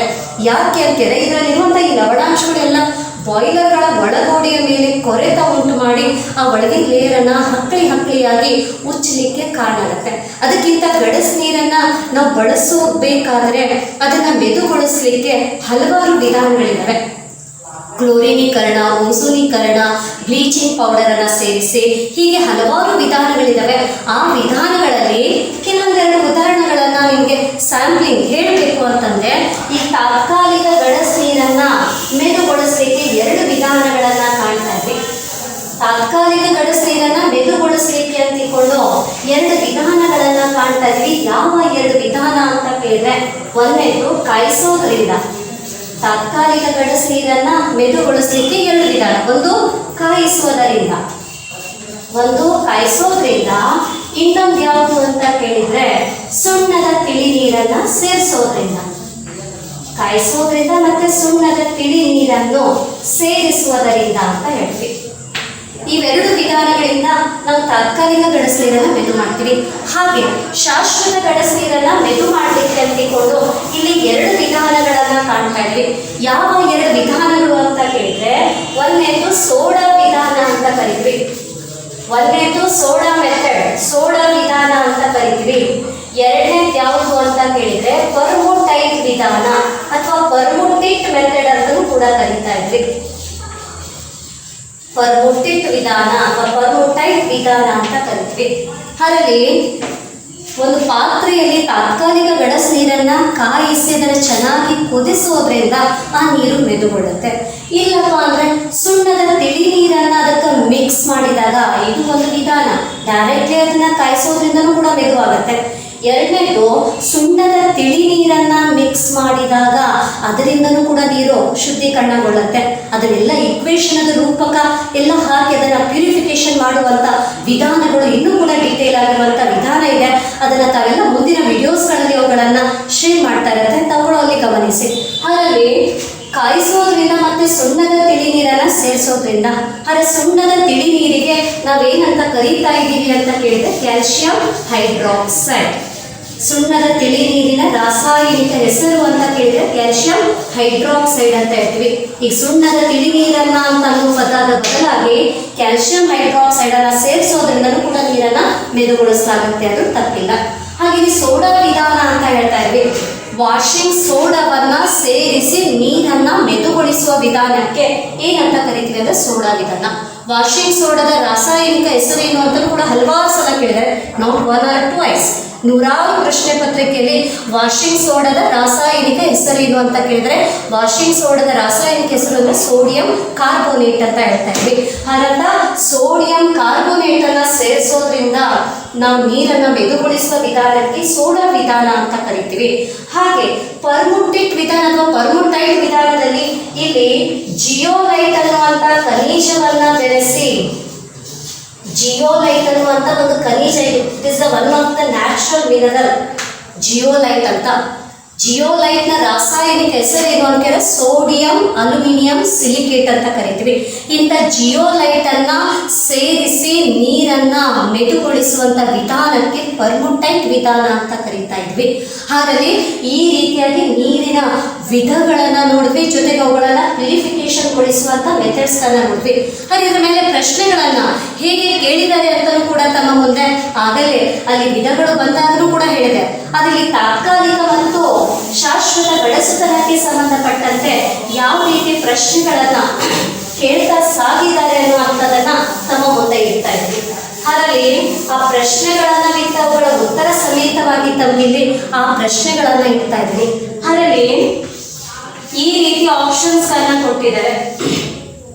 Calcium carbonate, calcium sulphate, calcium hydroxide, and then fourth one is calcium bicarbonate. ಈ ರೀತಿಯಾಗಿ ಆಪ್ಷನ್ಸ್ಗಳನ್ನ ಕೊಟ್ಟುಬಿಟ್ಟು ಅವ್ರು ಕೇಳಿರುವಂಥ ಪ್ರಶ್ನೆ ಏನು ಅಂತ ಕೇಳಿದ್ರೆ, ಇದು ಕೇಸ್ ಪ್ರಶ್ನೆ ಪತ್ರಿಕೆಯಲ್ಲಿ ಬಂದಿದೆ. ಏನು ಕೇಳಿದ್ದಾರೆ ಅಂತ ಕೇಳಿದ್ರೆ, ಈ ಕೆಳಗಿನವುಗಳಲ್ಲಿ ಯಾವುದು ಶಾಶ್ವತ ಗಡಸುತನಕ್ಕೆ ಕಾರಣವಾದ ಲವಣವಾಗಿದೆ? ಹಾಗಿದ್ರೆ ಕೇಸ್ ಪ್ರಶ್ನೆ ಪತ್ರಿಕೆಯಲ್ಲಿ ಕೇಳಿದ್ದಾರೆ. ಬೇರೆ ಬೇರೆ ನಾನಾ ರೀತಿಯಾದಂಥ ಪ್ರಶ್ನೆ ಪತ್ರಿಕೆಯಲ್ಲೂ ರಿಪೀಟ್ ಆಗಿ ಬಂದಿರುವಂಥ ಪ್ರಶ್ನೆಗಳು ಈ ಏರಿಯಾದಲ್ಲಿದ್ದಾವೆ. ಹಾಗಾಗಿ ಯಾವುದು ತಾತ್ಕಾಲಿಕ ಗಡಸ್ತನಕ್ಕೆ ಕಾರಣ ಅಂದಾಗ ಬೈಕಾರ್ಬೊನೇಟ್ಗಳು ಇರ್ತವೆ ಅಂತ ನಮ್ಗೆ ಗೊತ್ತು. ಆದರೆ ಕ್ಯಾಲ್ಸಿಯಂ ಬೈಕಾರ್ಬೊನೇಟ್ ಆದರೂ ಕೊಡ್ಬೋದು, ಮ್ಯಾಗ್ನೀಷಿಯಂ ಬೈಕಾರ್ಬೊನೇಟ್ ಆದರೂ ಕೊಡ್ಬೋದು. ಅಲ್ಲಿ ಕೊಟ್ಟಿರುವಂಥ ಆಪ್ಷನಲ್ಲಿ ಯಾವ್ದು ಕೊಟ್ಟಿದ್ದಾರೆ ಅಂತ ಕೇಳಿದರೆ ಕ್ಯಾಲ್ಸಿಯಂ ಬೈಕಾರ್ಬೊನೇಟ್ ಅನ್ನು ಕೊಟ್ಟಿದ್ದಾರೆ. ಹಾಗಾಗಿ ಯಾವುದು ತಾತ್ಕಾಲಿಕ ಗಡಸುತನಕ್ಕೆ ಸಂಬಂಧಿಸಿದಂಥ ಒಂದು ಲವಣಾಂಶವಾಗಿದೆ ಅಂತ ಕೇಳಿದರೆ ಯಾವುದು ಉತ್ತರ ಆಯಿತು ಅಂತ ಕೇಳಿದರೆ ಇದಾಯಿತು. ಇದನ್ನು ಕೇಳಿಸ್ದಲ್ಲಿ ಬಂದಿತ್ತು. ಹಾಗೆ ಸೇಮ್ ಇದೇ ರೀತಿಯಾದಂಥ ಆಪ್ಷನ್ಸ್ಗಳಿಗೆ PDO ಕ್ವಶನ್ ಪೇಪರ್ನಲ್ಲಿ ಏನು ಕೇಳಿದ್ದಾರೆ ಅಂತ ಕೇಳಿದರೆ ಈ ಕೆಳಗಿನವುಗಳಲ್ಲಿ ಯಾವುದು ಶಾಶ್ವತ ಗಡಸುತನಕ್ಕೆ ಕಾರಣವಾದ ಲವಣವಾಗಿದೆ ಅಂತ ಕೇಳಿದರೆ PDOದಲ್ಲಿ ಯಾವುದು ಶಾಶ್ವತ ಗಡಸುತನಕ್ಕೆ ಕಾರಣವಾದ ಲವಣವಾಗಿದೆ ಅಂತ ಕೇಳಿದರೆ ಸೇಮ್ ಟು ಸೇಮ್ ಈ ಆಪ್ಷನ್ಸ್ ಇದೆ. Calcium carbonate, calcium sulphate, calcium hydroxide, calcium bicarbonate. ಅದರಲ್ಲಿ ಯಾವುದು ಶಾಶ್ವತ ಗಡಸ್ತನಕ್ಕೆ ಕಾರಣವಾದ ಲವಣ ಅಂತ ಕೇಳಿದಾಗ ಕ್ಯಾಲ್ಸಿಯಂ ಸಲ್ಫೇಟ್ ಅಂತ ಹೇಳ್ತೀವಿ. ಇದು ಶಾಶ್ವತ ಗಡಸುತನಕ್ಕೆ ಕಾರಣವಾದಂಥ ಲವಣ ಆದರೆ ಇದು ಯಾವುದಕ್ಕೆ ಸಂಬಂಧಪಟ್ಟಂಥ ಲವಣ ಆಯಿತು ಅಂತ ಕೇಳಿದ್ರೆ ತಾತ್ಕಾಲಿಕಕ್ಕೆ ಸಂಬಂಧಪಟ್ಟಂತೆ. ಸೇಮ್ ಟು ಸೇಮ್ ಆಪ್ಷನ್ಸ್ಗಳು ಅವೇ ಇಟ್ಟರು ಕೂಡ ಕೇಳುವಂಥ ಕ್ವಶನ್ ಸ್ಟೈಲ್ಗಳನ್ನು ಬೇರೆ ಬೇರೆ ಪ್ರಶ್ನೆ ಪತ್ರಿಕೆಯಲ್ಲಿ ಚೇಂಜ್ ಮಾಡ್ತಾ ಇದ್ದಾರೆ ಅಷ್ಟೇ. ಇದು PDOದಲ್ಲಾದರೆ ಇದನ್ನು ಕೇಳಿದ್ರು KSನಲ್ಲಿ. ಹಾಗೆ RRB ಮತ್ತು BEd ಕ್ವಶನ್ ಪೇಪರ್ನಲ್ಲಿ ಸೇಮ್ ಇದರ ಮೇಲೆ ಯಾವ ರೀತಿ ಕೇಳಿದ್ದಾರೆ ಅಂತ ಕೇಳಿದರೆ ಈ ರೀತಿ ಅವುಗಳ ಸಂಕೇತದ ಬದಲಾಗಿ ಅವುಗಳಿಗೆ ಈ ರೀತಿ ಹೆಸರನ್ನು ಬರೆದುಬಿಟ್ಟು ಕೇಳಿದ್ದಾರೆ. ಕಾರ್ಬೋನೇಟ್, ಕ್ಲೋರೈಡ್, ಕಾರ್ಬೋನೇಟ್, ಕ್ಲೋರೈಡುಗಳು, ಸಲ್ಫೇಟುಗಳು, ಕ್ಲೋರೈಡುಗಳು, ಸಲ್ಫೈಡುಗಳು, ಬೈಕಾರ್ಬೋನೇಟುಗಳು. ಈ ರೀತಿ ಆಪ್ಷನ್ಸ್ಗಳನ್ನು ಕೊಟ್ಟು ಕ್ವಶನ್ಸ್ ಏನು ಕೇಳಿದ್ದಾರೆ ಅಂತ ಕೇಳಿದರೆ ಈ ಕೆಳಗಿನವುಗಳಲ್ಲಿ ಯಾವುದು ಶಾಶ್ವತ ಗಡಸುತನಕ್ಕೆ ಕಾರಣವಾದ ಲವಣ ಆಗಿದೆ ಅಂತ ಕೇಳಿದರೆ ಇವುಗಳಲ್ಲಿ ಶಾಶ್ವತ ಗಡಸುತನಕ್ಕೆ ಕಾರಣವಾದ ಲವಣ ಯಾವುದು ಅಂತ ಕೇಳಿದಾಗ ಶಾಶ್ವತಕ್ಕೆ ಅಲ್ಲ ಕ್ಲೋರೈಡು ಮತ್ತು ಸಲ್ಫೇಟು ಅಂತ ಗೊತ್ತಿದೆ. ಆದರೆ ಅದರಲ್ಲಿ ಕೊಟ್ಟಿರೋದು ಯಾವುದು ಕೊಟ್ಟಿದ್ದಾರೆ ಅಂತ ಕೇಳಿದರೆ ಕ್ಲೋರೈಡನ್ನು ಕೊಟ್ಟಿದ್ದಾರೆ ಸ್ನೇಹಿತರೆ. ಯಾವುದು ಕೊಟ್ಟಿದ್ದಾರೆ ಅಂತ ಕೇಳಿದ್ರೆ ಕ್ಲೋರೈಡನ್ನು. ಇದನ್ನು ಯಾವುದ್ರೊಳಗೆ ಕೇಳಿದ್ದಾರೆ ಅಂತ ಕೇಳಿದರೆ BEdದಲ್ಲಿ ಮತ್ತು RRB ಕ್ವಶನ್ ಪೇಪರ್ನಲ್ಲಿ ಈ ಪ್ರಶ್ನೆ ಇದೆ. ಹಾಗೆ TET ಕ್ವಶನ್ ಪೇಪರ್ನಲ್ಲಿ ಯಾವುದನ್ನು ಕೇಳಿದ್ದಾರೆ ಅಂತ ಕೇಳಿದರೆ TET ಕ್ವಶನ್ ಪೇಪರ್ನಲ್ಲಿ ಈ ರೀತಿ ಆಪ್ಷನ್ಸ್ಗಳನ್ನು ಕೊಟ್ಟು ಈ ಆಪ್ಷನ್ಸ್ಗಳನ್ನು ಗಮನಿಸಿ ತಾವುಗಳು ಈ ರೀತಿ ಆಪ್ಷನ್ಸ್ಗಳನ್ನು ಕೊಟ್ಟು ಏನು ಕೇಳಿದ್ದಾರೆ ಅಂತ ಕೇಳಿದರೆ ಈ ಕೆಳಗಿನವುಗಳಲ್ಲಿ ಯಾವುದು ಶಾಶ್ವತ ಗಡಸುತನಕ್ಕೆ ಸಂಬಂಧಿಸಿದ ಲವಣಗಳಾಗಿದೆ ಅಂತ ಕೇಳಿದರೆ ಈ ರೀತಿ ಎರಡೆರಡು ಲವಣಗಳನ್ನು ಜೊತೆಯಾಗಿ ಕೊಟ್ಟು ಎರಡೆರಡು ಲವಣಗಳನ್ನು ಜೋಡಿಯಾಗಿ ಕೊಟ್ಬಿಟ್ಟು ಈ ರೀತಿಯಾಗಿ ಕೇಳಿರೋದು ಯಾವ ಪ್ರಶ್ನೆ ಪತ್ರಿಕೆಯಲ್ಲಿದೆ ಅಂತ ಕೇಳಿದ್ರೆ TET ಪ್ರಶ್ನೆ ಪತ್ರಿಕೆಯಲ್ಲಿ ಈ ರೂಪದಲ್ಲಿ ಬಂದಿರೋದು ಇದೆ. ಈ ರೀತಿ ಕೊಟ್ಟು ಏನು ಕೇಳಿದ್ರೆ ಯಾವ ಲವಣಾಂಶಗಳು ಶಾಶ್ವತ ಗಡಸುತನಕ್ಕೆ ಕಾರಣವಾಗಿವೆ ಅಂತ ಕೇಳಿದ್ರೆ ಇವುಗಳಲ್ಲಿ ನೋಡಿದಾಗ ಕ್ಯಾಲ್ಸಿಯಂ ಕ್ಲೋರೈಡ್ ಇದೆ, ಹೌದು. ಇದರಲ್ಲಿ ನೋಡಿದರೆ ಎರಡೂ ಕೂಡ ಇದ್ದಾವೆ. ಇದರಲ್ಲಿ ಇದು ಕೂಡ ಹೌದು, ಇದರಲ್ಲಿ ಮ್ಯಾಗ್ನೀಷಿಯಂ ಸಲ್ಫೇಟ್ ಹೌದು. ಎಲ್ಲದರಲ್ಲೂ ಕೂಡ ಒಂದೊಂದಿದೆ. ಆದರೆ ಒಂದು ಆಪ್ಷನಲ್ಲಿ ಮಾತ್ರ ಇದು ಕೂಡ ಹೌದು, ಇದು ಕೂಡ ಶಾಶ್ವತ ಗಡಸುತನಕ್ಕೆ ಹೌದು ಅಂದಾಗ ಅದರಲ್ಲಿ ಯಾವುದು ಶಾಶ್ವತ ಗಡಸುತನಕ್ಕೆ ಸಂಬಂಧಿಸಿದ ಲವಣಗಳಾಗಿವೆ ಅಂತ ನೋಡಿದಾಗ ಕ್ಯಾಲ್ಸಿಯಂ ಸಲ್ಫೇಟು ಹೌದು, ಮ್ಯಾಗ್ನೀಷಿಯಂ ಕ್ಲೋರೈಡ್ ಹೌದು. ಹಾಗೆ ಇದರೊಳಗೆ ಯಾವುದು ಅಂತ ಕೇಳಿದರೆ PDOದೊಳಗೆ ಯಾವ ರೀತಿ ಕ್ವಶನ್ಸ್ ಬಂದಿದೆ ಅಂತ ತಮಗೆ ಹೇಳಬೇಕಾದ್ರೆ ಈ ರೀತಿ ಆಪ್ಷನ್ಸ್ಗಳನ್ನ ಏನು ಕೊಟ್ಟಿದ್ದಾರಲ್ಲ ಆ ಆಪ್ಷನ್ಸ್ಗಳನ್ನು ಇಲ್ಲಿ ನಾನು ಸ್ವಲ್ಪ ವೇರಿಯೇಷನ್ ಮಾಡ್ತಾ ಇದ್ದೀನಿ. ಈ ಆಪ್ಷನ್ಸ್ಗಳನ್ನ ಗಮನಿಸಿ ಇದರಲ್ಲೇ ಈ ರೂಪದಲ್ಲೂ ಕೂಡ ಪ್ರಶ್ನೆಯನ್ನ ಕೇಳಿದ್ದಾರೆ. ಈ ರೀತಿಯಲ್ಲಿ ಆಪ್ಷನ್ಸ್ಗಳಿದ್ದಾವೆ. Carbonate, chloride, ಸಲ್ಫೇಟ್ಗಳು, ಬೈಕಾರ್ಬೋನೇಟ್ಗಳು. ಹಾಗೆ ಕೆಳಗೆ ಏನಿದೆ ಅಂತ ಕೇಳಿದರೆ ಕೆಳಗೆ ಪ್ರಶ್ನೆ ಇದೆ ಅಂತ ಹೇಳಿದ್ರೆ ಒಂದು ಮಾತ್ರ ಸರಿ, Bದಲ್ಲಿ 2 ಮತ್ತು 3 ಮಾತ್ರ ಸರಿ,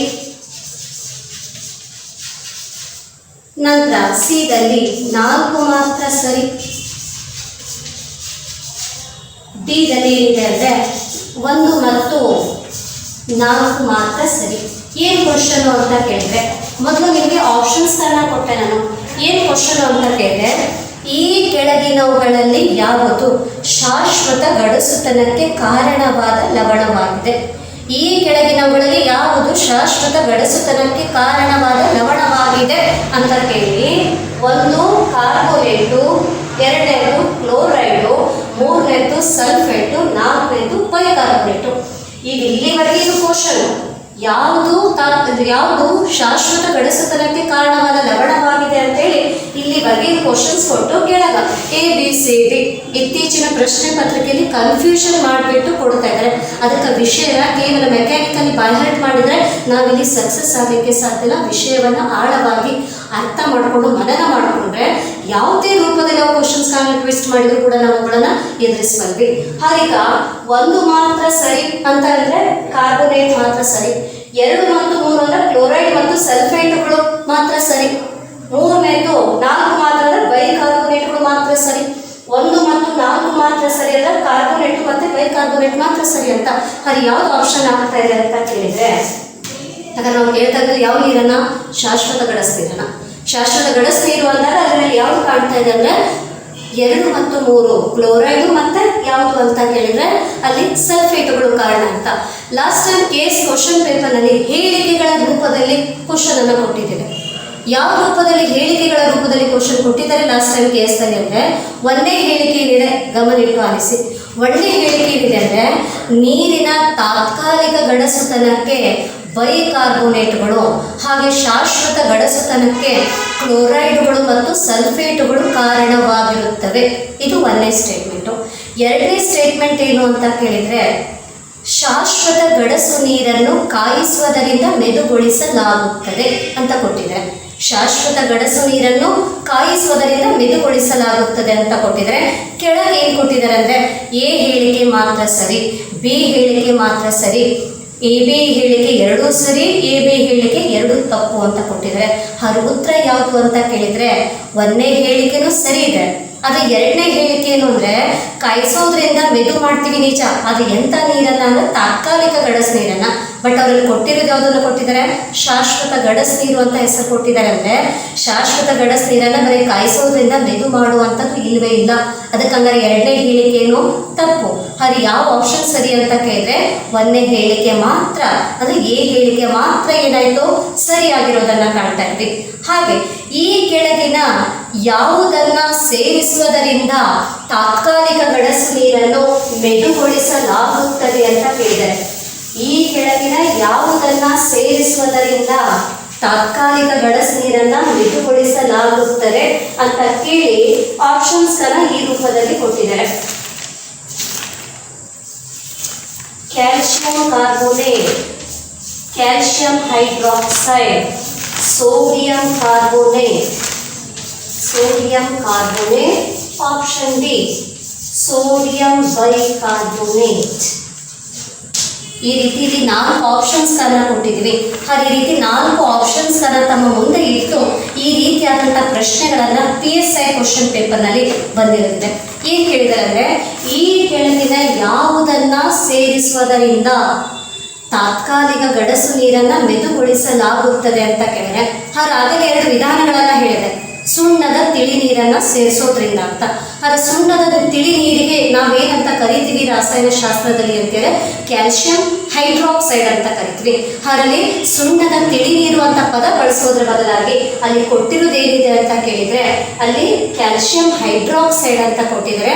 ಆದರೆ ಕ್ಯಾಲ್ಸಿಯಂ ಹೈಡ್ರಾಕ್ಸೈಡನ್ನು ಸೇರಿಸುವುದರಿಂದ ನಾವೇನು ಮಾಡ್ತಾ ಇದ್ದೀವಿ, ಕ್ಯಾಲ್ಸಿಯಂ ಹೈಡ್ರಾಕ್ಸೈಡನ್ನು ಸೇರಿಸೋದ್ರಿಂದ ತಾತ್ಕಾಲಿಕ ಗಡಸು ನೀರನ್ನು ಮೆದು ಮಾಡ್ತಾ ಇದ್ವಿ. ಹಾಗೆ ಸೇಮ್ ಇದೇ ಆಪ್ಷನ್ಸ್ಗಳಿಗೆ ನಾನು ಕ್ವಶನ್ ಇನ್ನೊಂದು ಚೇಂಜ್ ಮಾಡಿ ಕೇಳ್ತಾ ಇದ್ದೀನಿ.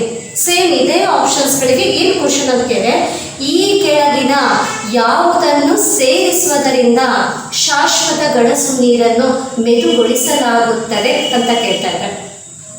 ಈ ಕೆಳಗಿನ ಯಾವುದನ್ನು ಸೇರಿಸುವುದರಿಂದ ಶಾಶ್ವತ ಗಡಸು ನೀರನ್ನು ಮೆದುಗೊಳಿಸಲಾಗುತ್ತದೆ ಅಂತ ಕೇಳ್ತಾ ಇದ್ದಾರೆ.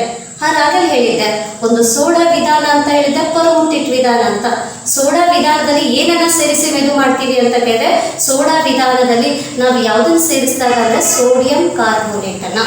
ಸೋಡಾ ವಿಧಾನದಲ್ಲಿ ವಾಷಿಂಗ್ ಸೋಡಾವನ್ನು ಸೇರಿಸಿ ಮೆದು ಮಾಡೋದು ಅಂದರೆ ಅದರಲ್ಲಿ ವಾಷಿಂಗ್ ಸೋಡಾದ ರಾಸಾಯನಿಕ ಹೆಸರೇ ಏನಿದೆ, ಸೋಡಿಯಂ ಕಾರ್ಬೋನೇಟ್. ಅದರಲ್ಲಿ ಇದನ್ನು ಯಾವುದಕ್ಕೆ ಅಂತ ಕೇಳಿದರೆ ಶಾಶ್ವತ ಗಡಸು ನೀರನ್ನು ಮೆದು ಮಾಡಲಿಕ್ಕೆ ಶಾಶ್ವತ ಗಡಸ್ ನೀರನ್ನ ಮೆದು ಮಾಡಲಿಕ್ಕೆ ನಾವು ಸೋಡಿಯಂ ಕಾರ್ಬೋನೇಟ್ ಅನ್ನ ಬಳಸ್ತಾ ಇದ್ದೀವಿ. ಇದು ಕೂಡ ಒಂದು ಕ್ವಶನ್ ಪೇಪರ್ ನಲ್ಲಿ ಕೇಳಿದ್ದಾರೆ. ಹಾಗೆ ಕ್ಯಾಲ್ಸಿಯಂ ಹೈಡ್ರಾಕ್ಸೈಡ್ ಅಂದ್ರೆ ಸುಣ್ಣದ ತಿಳಿ ನೀರು. ಈ ಸುಣ್ಣದ ತಿಳಿ ನೀರನ್ನ ಸೇರಿಸಿ ನೀರನ್ನ ಮೆದುಗೊಳಿಸ್ತಾ ಇದೀವಿ. ಯಾವ ನೀರಿಗೆ ಅಂದ್ರೆ ತಾತ್ಕಾಲಿಕ ಗಡಸ್ ನೀರಿಗೆ. ಹಾಗೆ ವಾಷಿಂಗ್ ಸೋಡಾದ ರಾಸಾಯನಿಕ ಹೆಸರೇನು ಅಂತಲೂ ಕೂಡ ಹಲವಾರು ಸಲ ಪ್ರಶ್ನೆ ಕೇಳಿದರೆ, ನೇರವಾಗಿ ನೀರು ಅಂತ ಘಟಕ ಅಂತ ಹೋದಾಗ ನೀರು ಅನ್ನುವಂಥ ಟಾಪಿಕ್ ಮೇಲೆ ನೇರವಾಗಿ ಬರದೇ ಇದ್ರು ಅದರಲ್ಲಿ ಬರುವಂಥ ಒಂದೊಂದು ಪದಗಳನ್ನ ಕೂಡ ಇಟ್ಕೊಂಡು ಪ್ರಶ್ನೆಯನ್ನು ಕೇಳಿದರೆ, ಹಾಗೆ ವಾಷಿಂಗ್ ಸೋಡಾದ ರಾಸಾಯನಿಕ ಹೆಸರೇನು ಅಂತ ಕೇಳಿದಾಗ ಅಲ್ಲಿ ಸೋಡಿಯಂ ಕಾರ್ಬೋನೇಟೋ, ಸೋಡಿಯಂ ಕ್ಲೋರೈಡೋ, ಸೋಡಿಯಂ ಬೈಕಾರ್ಬೋನೇಟೋ ಅಂತ ಕೇಳಿದರೆ, ವಾಷಿಂಗ್ ಸೋಡಾದ ರಾಸಾಯನಿಕ ಹೆಸರೇನು ಅಂತ ಕೇಳಿದರೆ ಸೋಡಿಯಂ ಕಾರ್ಬೋನೇಟ್ ಅಂತ ಹೇಳ್ತೀವಿ. ಅಡಿಗೆ ಸೋಡಾ ಅಂತ ಕೇಳಿದರೆ ಸೋಡಿಯಂ ಬೈಕಾರ್ಬೋನೇಟ್. ಯಾಕಂದ್ರೆ ಇವೆರಡೂ ಕೂಡ ತುಂಬಾನೇ ಕನ್ಫ್ಯೂಷನ್ ಆಗ್ತವೆ. ಅಡಿಗೆ ಸೋಡಾ ಮತ್ತೆ ಯಾವುದು ಅಂತ ಕೇಳಿದರೆ ವಾಷಿಂಗ್ ಸೋಡಾ. ವಾಷಿಂಗ್ ಸೋಡಾ ಅಂದರೆ ಸೋಡಿಯಂ ಕಾರ್ಬೋನೇಟ್, ಅಡಿಗೆ ಸೋಡಾ ಅಂದರೆ ಸೋಡಿಯಂ ಬೈಕಾರ್ಬೋನೇಟ್ ಅಂತ ಹೇಳ್ತಾ ಇದ್ವಿ.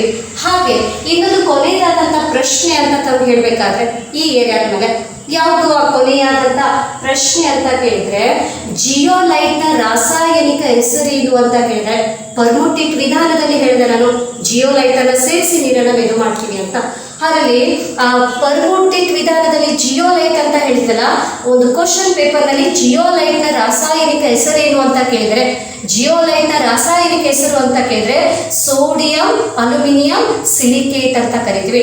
ಸೋಡಿಯಂ ಅಲ್ಯೂಮಿನಿಯಂ ಸಿಲಿಕೇಟ್ ಇದು ಜಿಯೋಲೈಟ್ನ ರಾಸಾಯನಿಕ ಹೆಸರು ಅಂತ ಹೇಳ್ತೀವಿ. ಹಾಗೆ ಹೀಗೆ ನಾವೇನು ಕಾಣ್ತಾ ಇದ್ದೀವಿ ಅಂತ ಕೇಳಿದ್ರೆ, ನೀರು ಅನ್ನುವಂಥ ಒಂದು ಟಾಪಿಕ್ನಲ್ಲಿ ಮೇನು ಆ ಲಕ್ಷಣಗಳು ನಾನು ಸಂಪೂರ್ಣವಾಗಿ ಇಷ್ಟುಗಳನ್ನು ಹೇಳಿಲ್ಲ. ಅದರಲ್ಲಿ ಇನ್ನೂ ಹಲವಾರು ರೀತಿಯಾದಂಥ ವಿಧಾನಗಳ ಮೂಲಕ ನೀರನ್ನು ಪ್ಯೂರಿಫಿಕೇಶನ್ ಗೊಳಿಸುವಂಥದ್ದನ್ನು ಈಕ್ವೇಷನ್ಸ್ಗಳ ಮೂಲಕನೂ ಕೂಡ ಅಲ್ಲಿ ಹಾಕಿ ತೋರಿಸೋದು ಬರುತ್ತೆ. ಅದಕ್ಕಾಗಿ ನೀರನ್ನು ಪ್ಯೂರಿಫಿಕೇಶನ್ ಗೊಳಿಸುವಂಥ ಕೆಲವೊಂದು ವಿಧಾನಗಳನ್ನು ಹೇಳಿದೆ, ನೀರಿನ ಗುಣಲಕ್ಷಣಗಳನ್ನು ಕೆಲವೊಂದು ನೋಡಿದ್ವಿ, ನೀರಿನ ವಿಧಗಳನ್ನು ನಾವು ನೋಡಿದ್ವಿ. ಹಾಗೆ ಇನ್ನೂ ಕೂಡ ಇಂಪಾರ್ಟೆಂಟ್ ಇರುವಂಥ ಟಾಪಿಕ್ಸ್ಗಳನ್ನು ಮುಂದಿನ ಒಂದು ವಿಡಿಯೋಸ್ ಜೊತೆಗೆ ಬರ್ತಾ ಇದ್ದೀನಿ. ಈ ವಿಡಿಯೋಸ್ಗಳನ್ನು ತಮ್ಗೆ ಇಷ್ಟ ಆದರೆ ತಾವು ಅವುಗಳನ್ನು ಲೈಕ್ ಮಾಡಿ, ಶೇರ್ ಮಾಡಿ, ಸಬ್ಸ್ಕ್ರೈಬ್ ಆಗಿ ಅಂತ ಹೇಳ್ತಾ, until then take care, bye by.